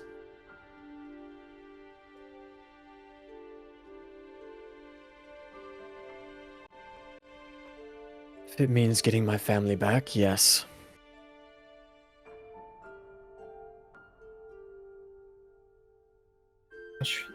There You're may not. letting your anger control everything that you do now. There may not been some divine energy that kept him alive, but we can't expect the gods to do all the work. Someone's got to bring the bitches to the light and hope they burn in it.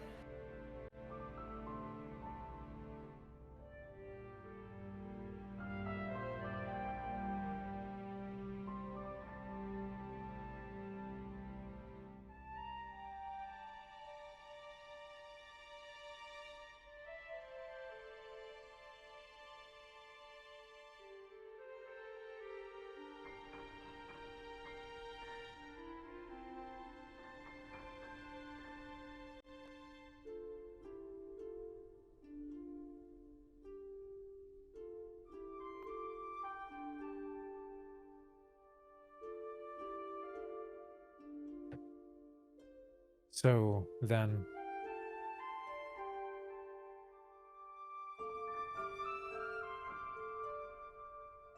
Are you that same killer you used to be?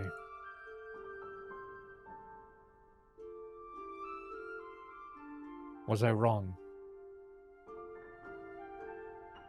Are you not different?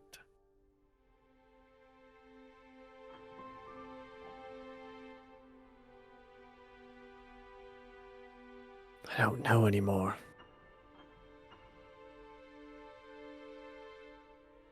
And it sounds like you need to find out who you are. And it sounds to me you need to do that before anything else.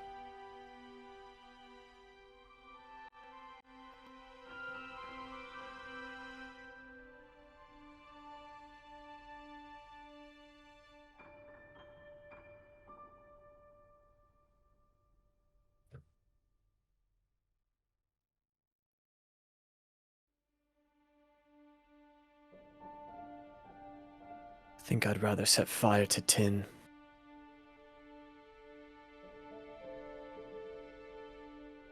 That clock tower wasn't enough. I agree.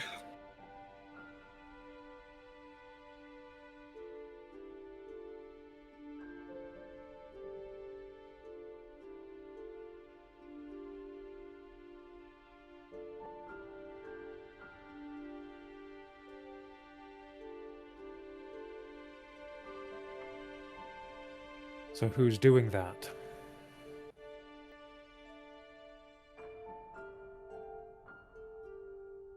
The you we saw in the memory, or the you right now?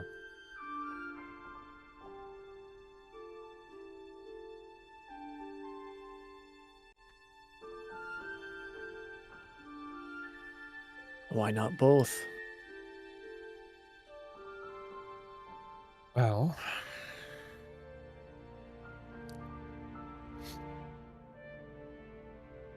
the first one, I would not consider my ally.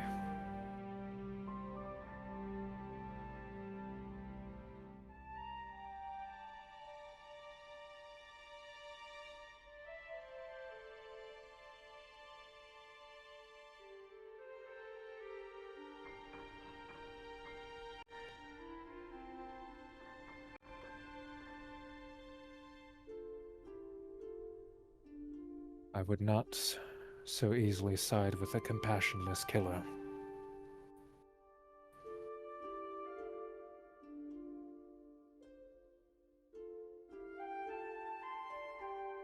I don't think he had any intentions of walking in and killing all the babies in tin, right?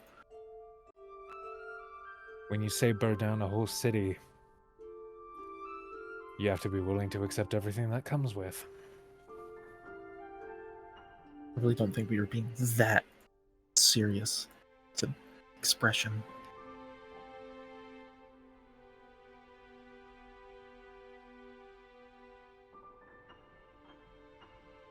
How many lives are impacted?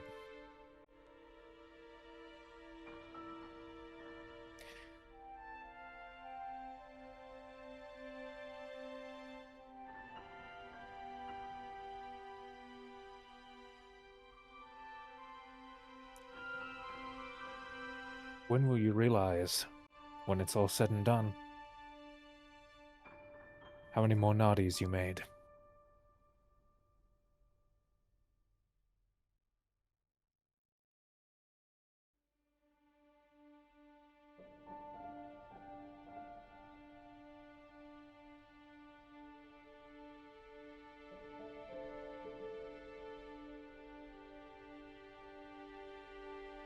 This is all a bit too much to process right now. Which is exactly why you need to step back.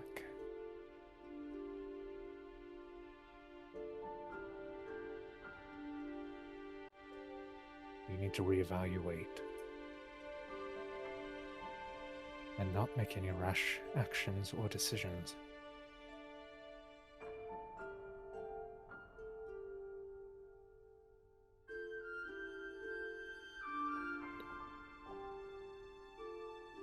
Maybe we should sleep.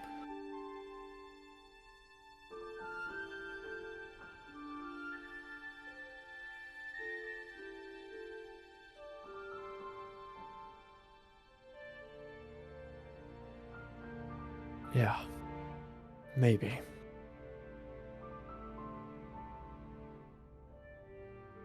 If it's possible.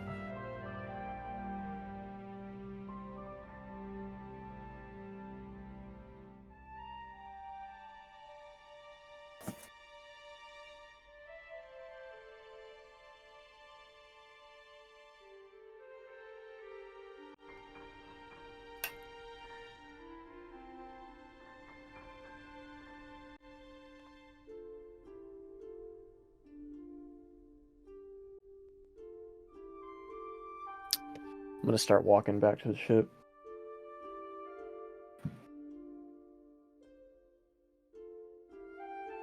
All right. Everyone begins dispersing? Question mark? I'm staying at the pool.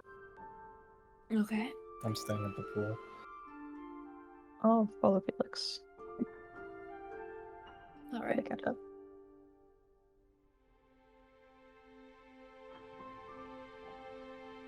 You catch up as Felix begins walking back through the paths towards the beach.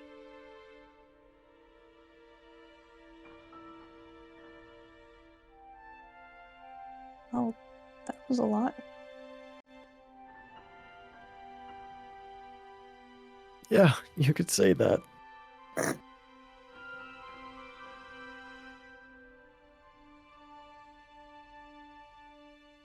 You want to talk about it?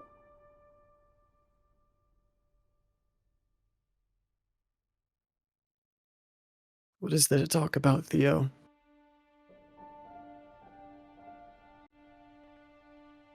I don't really know. I don't think anything I can say will make you feel a bit any better. Make you change how you think. I'll stop and turn, and you can already see the eyes becoming red and welled up. And I'll just place both my hands on your arms. What do you see, Theo? When you look at me after everything we've seen? Those memories, that tower, the decisions that I've made that got people killed.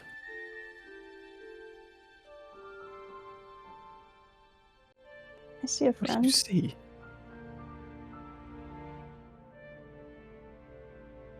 I see one of the best friends I've had in a really long time.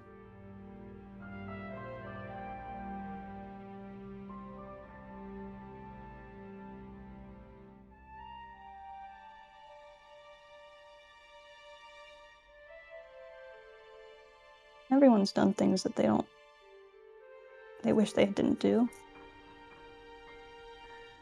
Everyone makes mistakes, and sometimes those mistakes hurt people.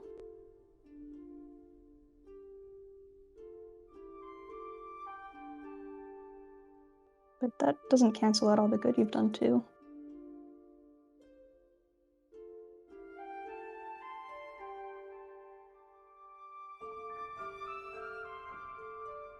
Perhaps not, but those things do cast a very big shadow.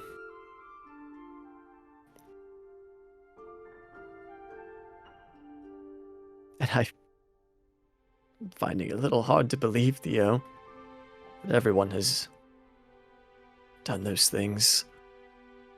You're a ray of sunshine.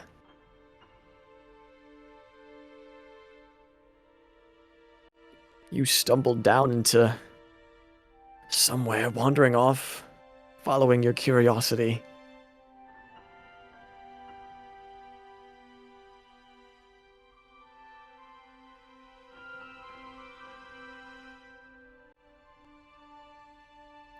Before I left to Thyra, that skull, I may have borrowed it from the university.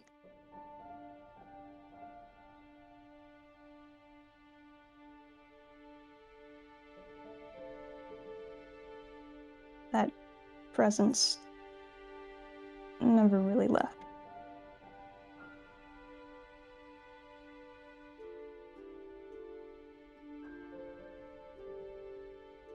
You mean that voice we heard?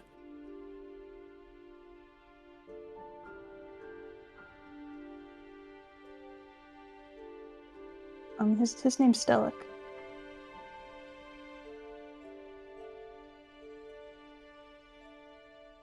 And I'll call him out. You see apparating before Theo a tiny apparition. So it's kind of glowing, almost an iridescent green blue.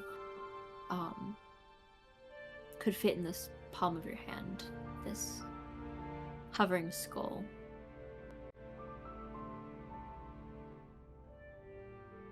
Very, well, identical to the one seen in the vision.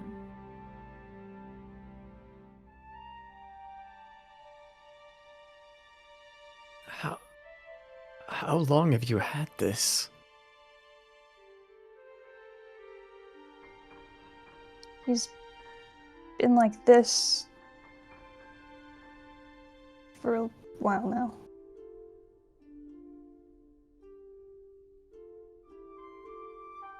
He's been helping me do research on how to bring my friends back. And I've been helping him find his spell books. It was his book that I found, the one that no one else can open. That's why you're able to open it. And it's also the one that I'm looking for here.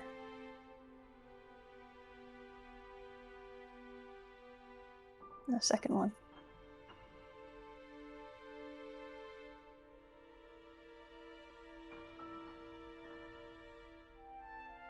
And these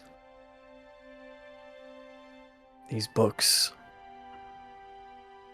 they're to be used to bring people back.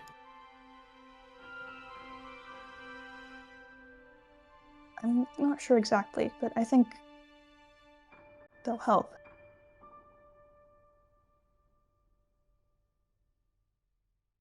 Not only that, but with understanding the history of this continent, of this planet. What happened before the war.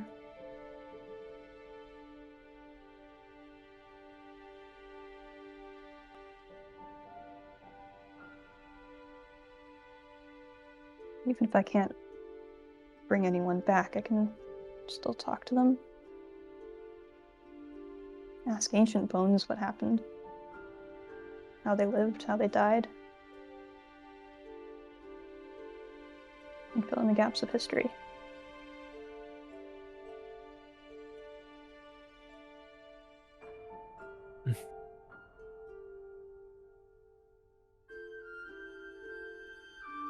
To serve a greater purpose.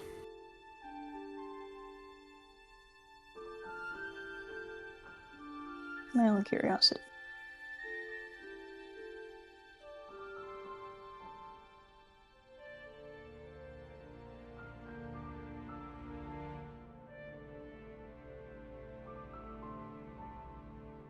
So, we didn't find the book today. I did find something. That card. Remember? Oh yes. Yeah, that parchment, or whatever it was. What of it?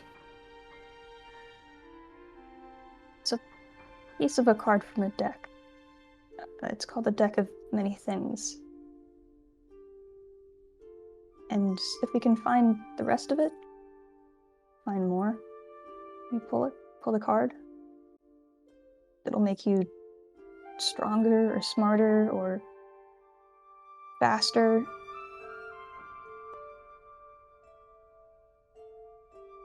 Just instantly. And It's powerful magic.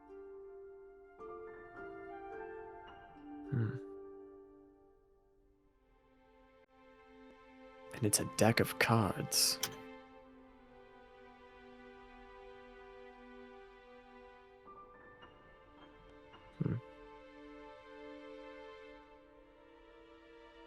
Not to be played with, I assume.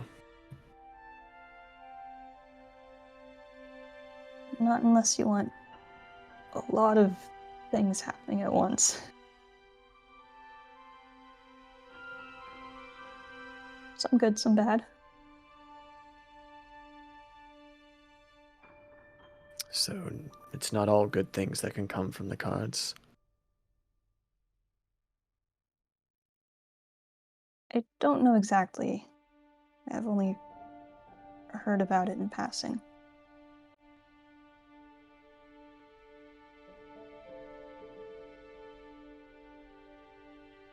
But this one's a good one. We can find the rest of it.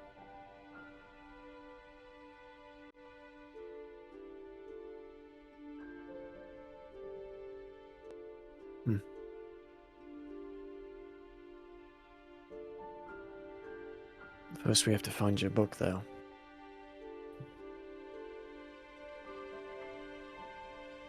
Before we leave this area. Maybe on the way home? Yeah.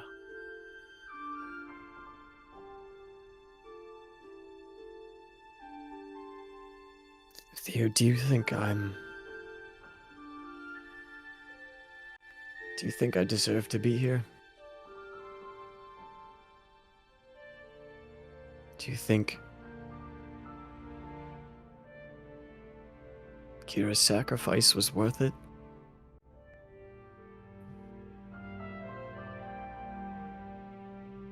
I don't think anyone deserves anything. I think people make choices and there's consequences to those choices.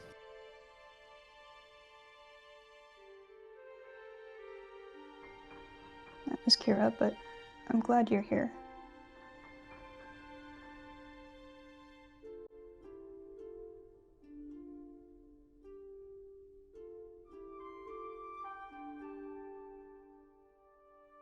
Thank you, Theo.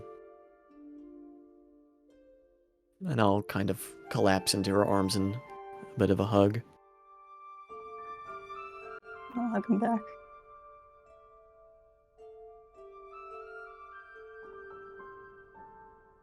I still don't know if I deserve to be here yet.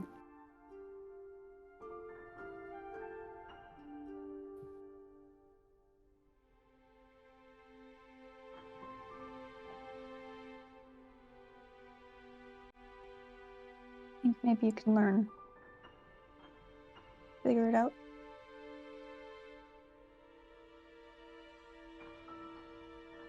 Just because Kira gave her life for you doesn't mean that you should throw yours away.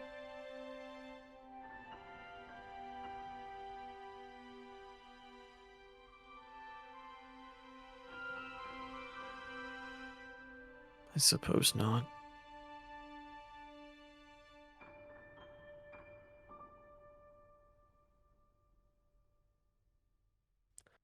I don't know how to... I don't know how I'm going to face Thyra. I've been trying to do what I can.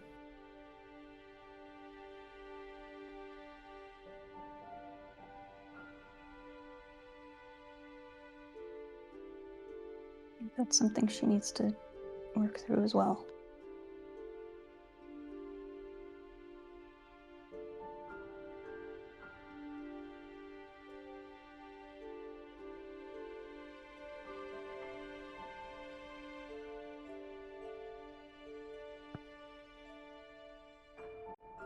Maybe don't get within axe range in the meantime, though.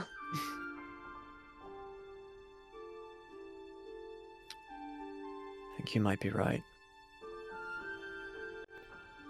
Although I wouldn't blame her for taking a swing.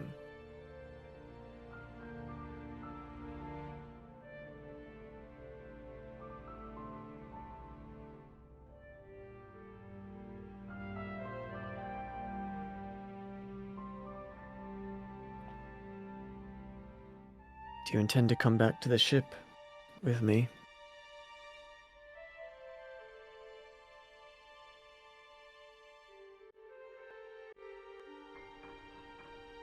A little later, I think.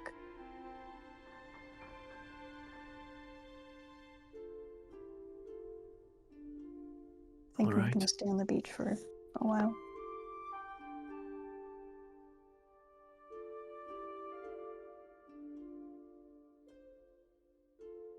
You should get some rest.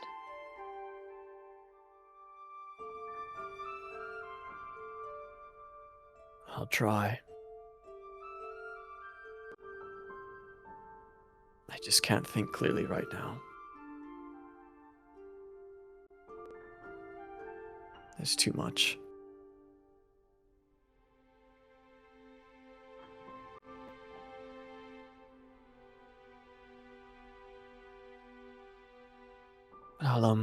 I'll come find you if I'm struggling.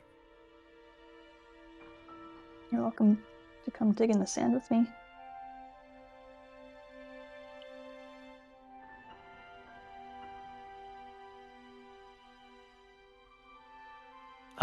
I think in this moment, Felix is trying to decide between two things. He's trying to decide between going back to the ship because his goal is to find whatever scraps of alcohol he can find to help him think more clearly. Or do something that would actually be healing and beneficial. And go make some sandcastles with Theo.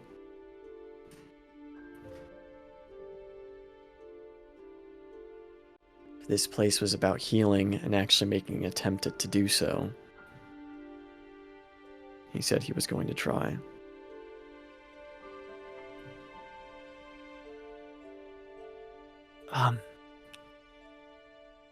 Yeah. I'd love to. Maybe we can find more buried treasure. I think there's a good chance of it.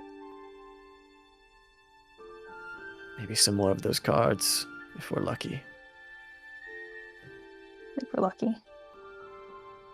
Here, I think I have an extra trowel in here somewhere, and I'll start rummaging through my bag and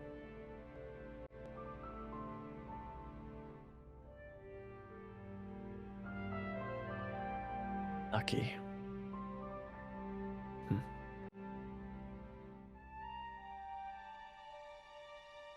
Let's go find a good spot.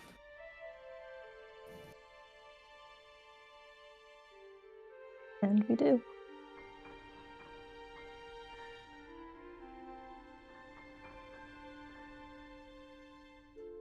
All right.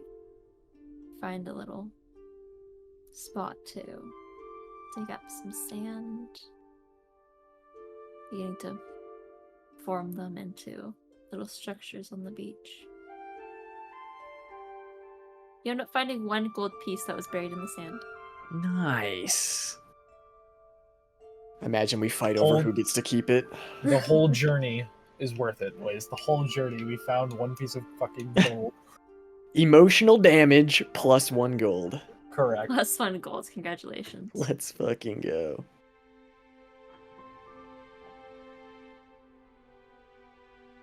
As you enjoy the evening light of the nearly full moons in the sky. Ashe, Hailstorm, still sitting in that pool while all this happens.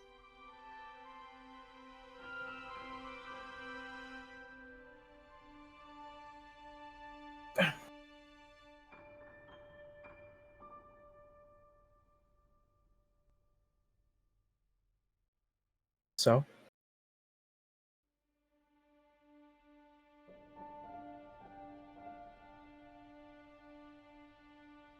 I don't know.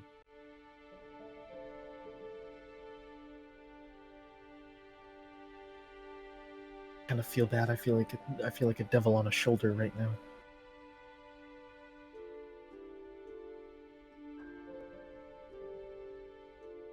People have their ways of doing things. We just don't see eye to eye on that.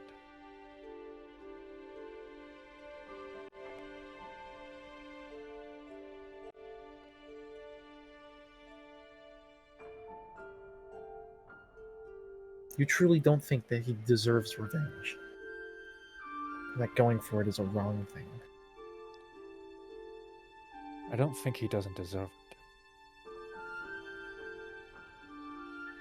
I don't think it'll help. Part of me thinks he doesn't want it for help. And that's exactly the problem.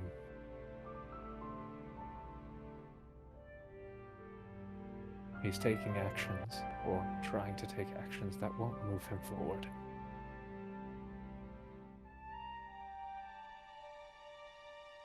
There's no use in that. Part of me thinks taking out whoever did whatever to him would help more than just himself, though, no? Don't get me wrong. Given the opportunity, I would also slaughter.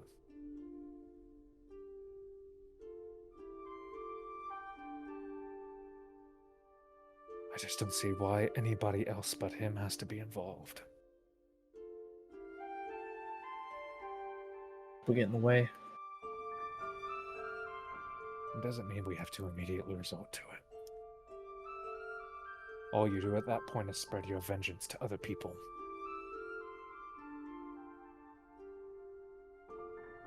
Pose.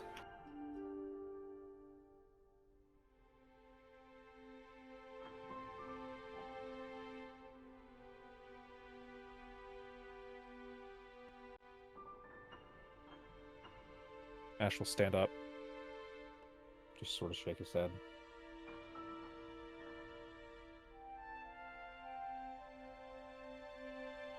For 8 years I was locked into a cell. For a mistake that I made. And I spent 8 years desperately wanting nothing but to help people.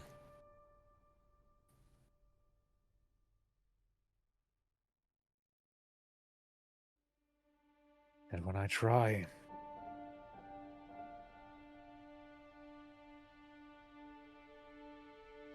this is what happens.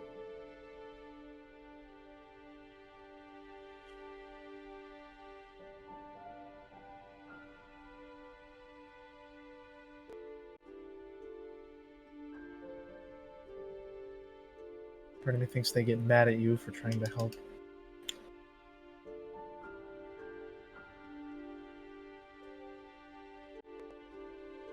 It's never out of malice. I want nothing but the best for them.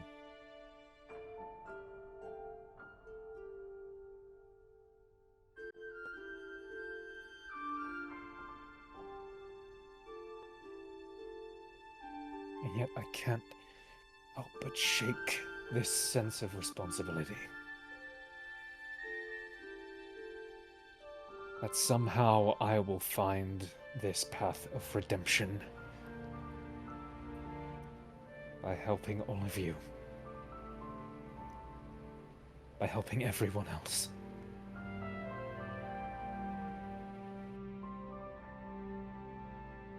I don't know as much as the rest of them do, but I saw what I saw.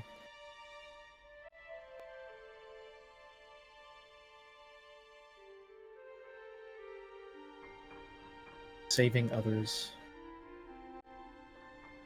will make what you took away feel better, I assume.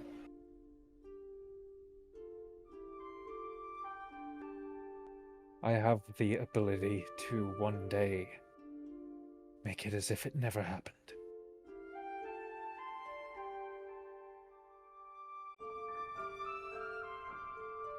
That magic exists. It's been studied.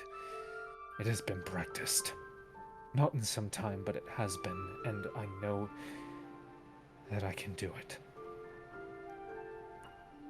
I respect it. I'm not going to sit here and try and tell you that you're wrong for wanting to do that.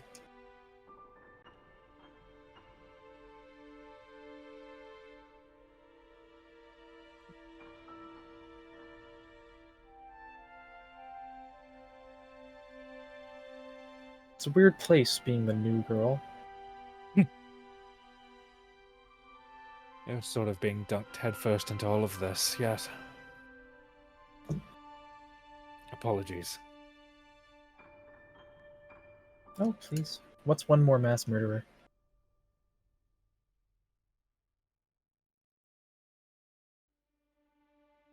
Takes one to know one, right?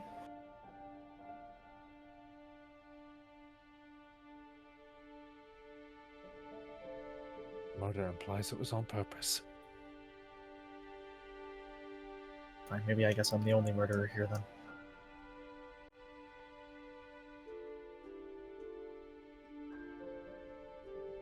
You can have whatever opinion of me you want. But I never said that I did it for any reason other than just wanting to kill. Wasn't even the right people.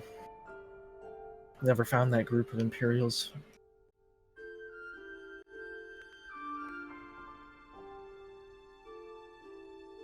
And then Nadi was standing right in front of me. I lied to his face about where my family was.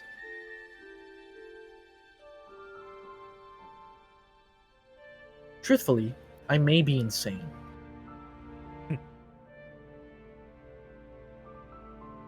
Because I don't entirely understand how I am flip-flopping between these feelings about it all.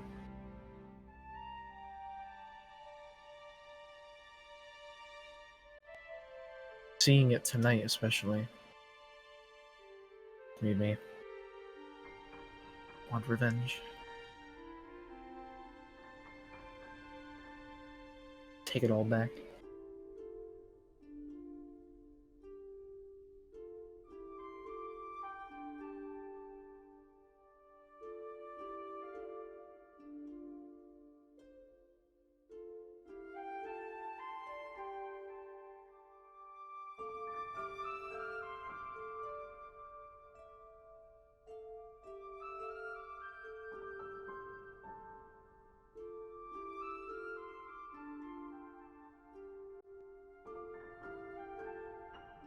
We all made our fair share of mistakes.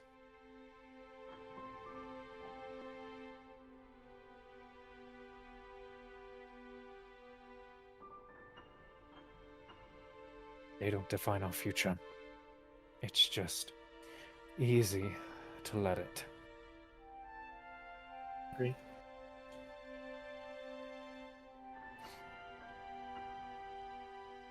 I'm not going to claim to understand what you did or why you did it. That doesn't mean you can't be better. Same goes for me and everyone else. Truth be told, I don't entirely know if I want to be better.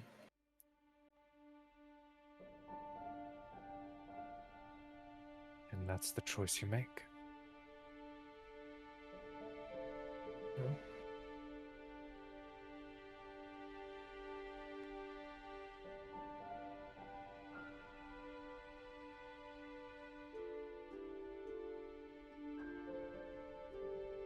I need to walk. I feel that.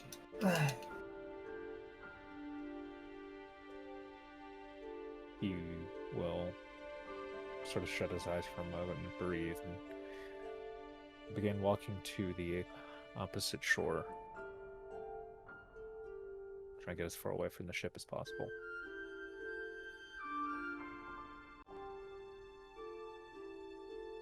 And once he gets to the coast, he will sit down and sort of just curl himself up.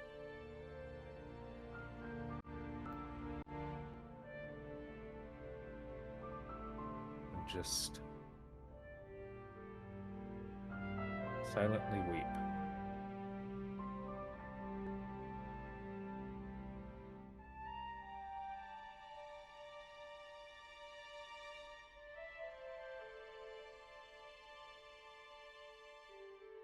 Take a long moment to yourself.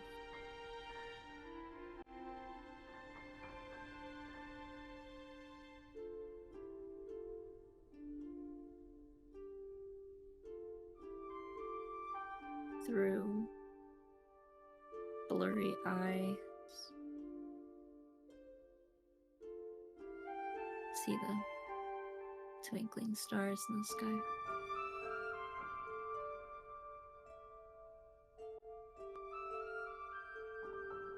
And hear nothing but the waves.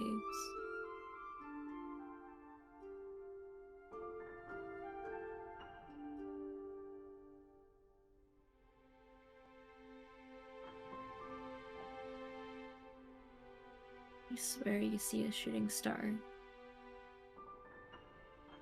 trace the horizon.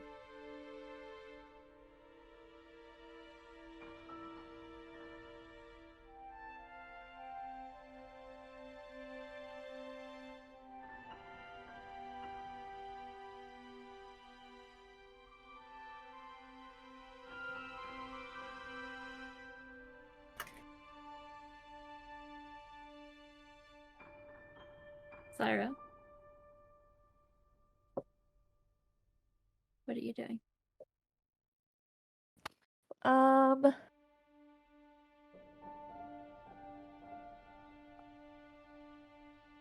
think she's just walking. No destination in mind. Just walking.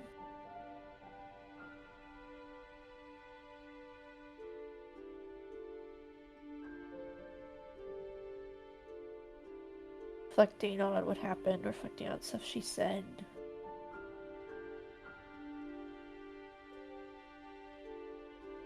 Regretting what she said.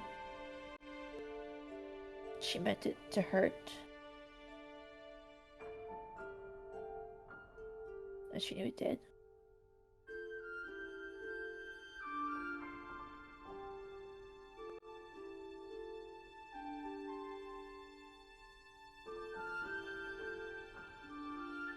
But all the more looking more into ourselves and being like, why do you keep doing this? Why do you keep pushing people away?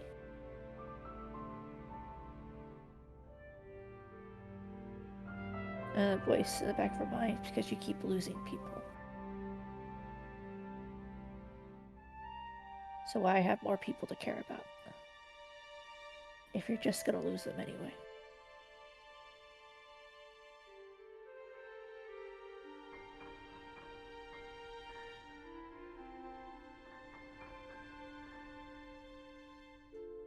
Continue wandering through the twisting paths within the foliage of the island before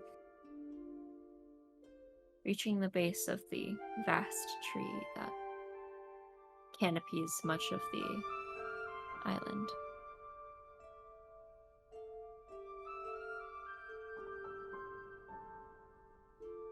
It's somewhat reminiscent of home.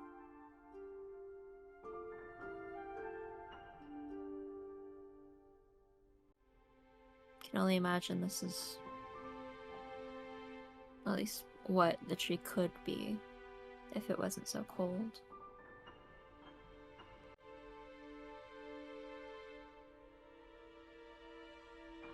Scattered upon it are little lightning bugs, illuminating different parts of the surface of its bark.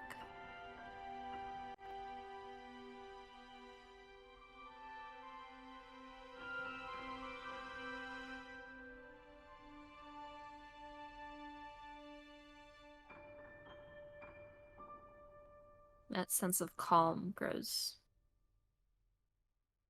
greatly underneath it.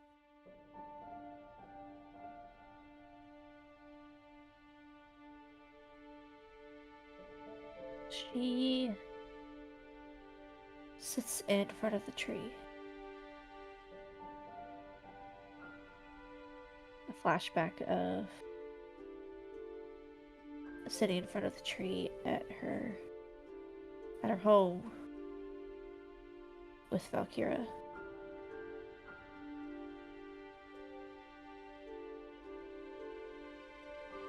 The sheen flashes back to the tree and seeing how beautiful it is. Flashes back to the memory of when Felix taught her to draw. Telling her how beautiful the landscape was.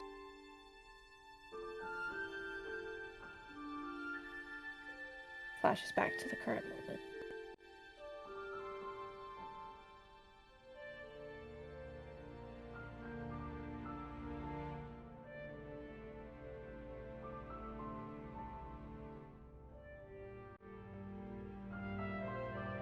You want me to capture this moment.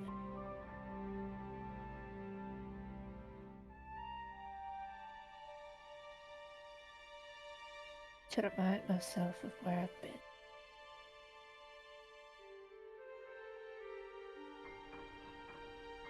As she gets out a map.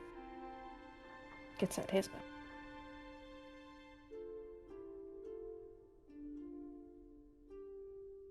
The first one they ever drew together.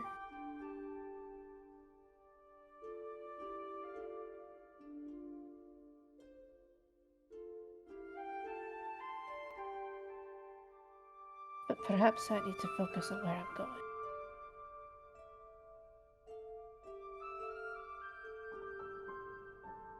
And she gets a clean piece of paper out.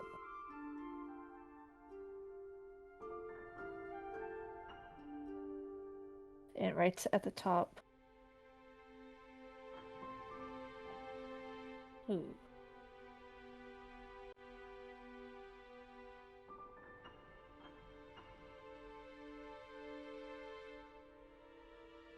I'll keep that to myself. All right.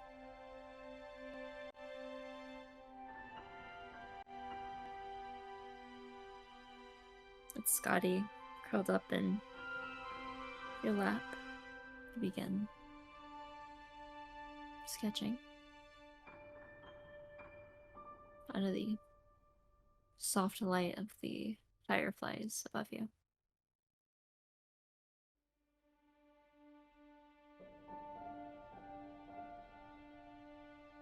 Hailstorm, still sitting at the pool. Was there anything else that you wanted to do?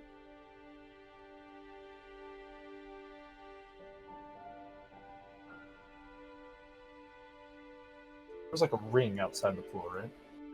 It's like A ledge? a ledge, yeah. Yeah, a bit. Sit on it and look at herself in the water.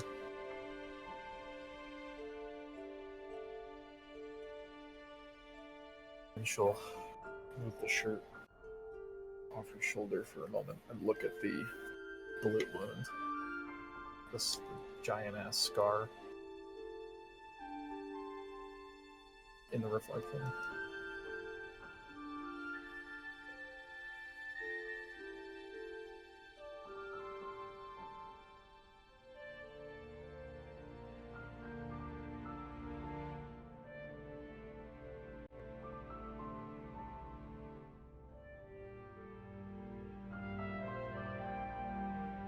Just sit like that.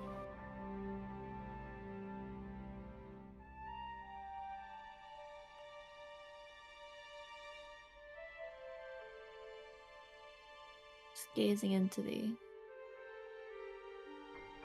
gently rippling pool of water. Crystal clear.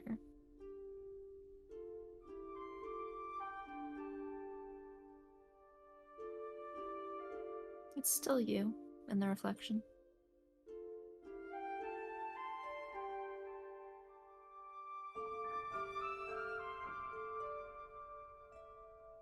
Well, that's good.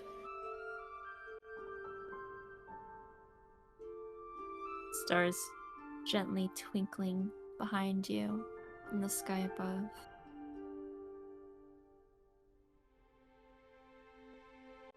One of the moons, very thin crescent, The smallest of the moons. Just peeking its head out.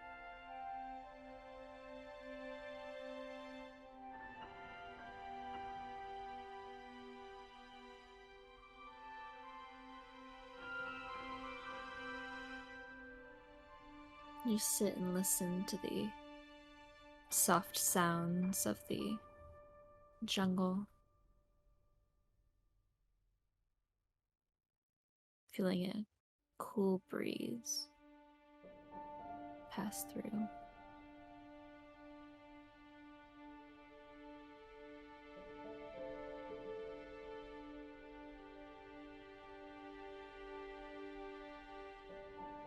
And the flutter of a raven landing across the pool from you. Taking a sip before flying off again.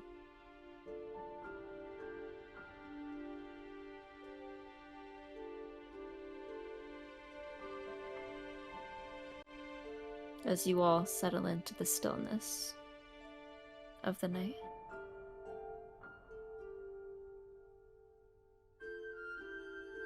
Reminiscing on the past and what lies in your future.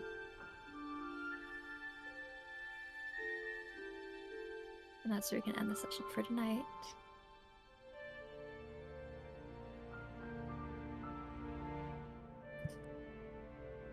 That was so Oh good. boy. What a happy session, you guys. So happy. I Ah. don't even know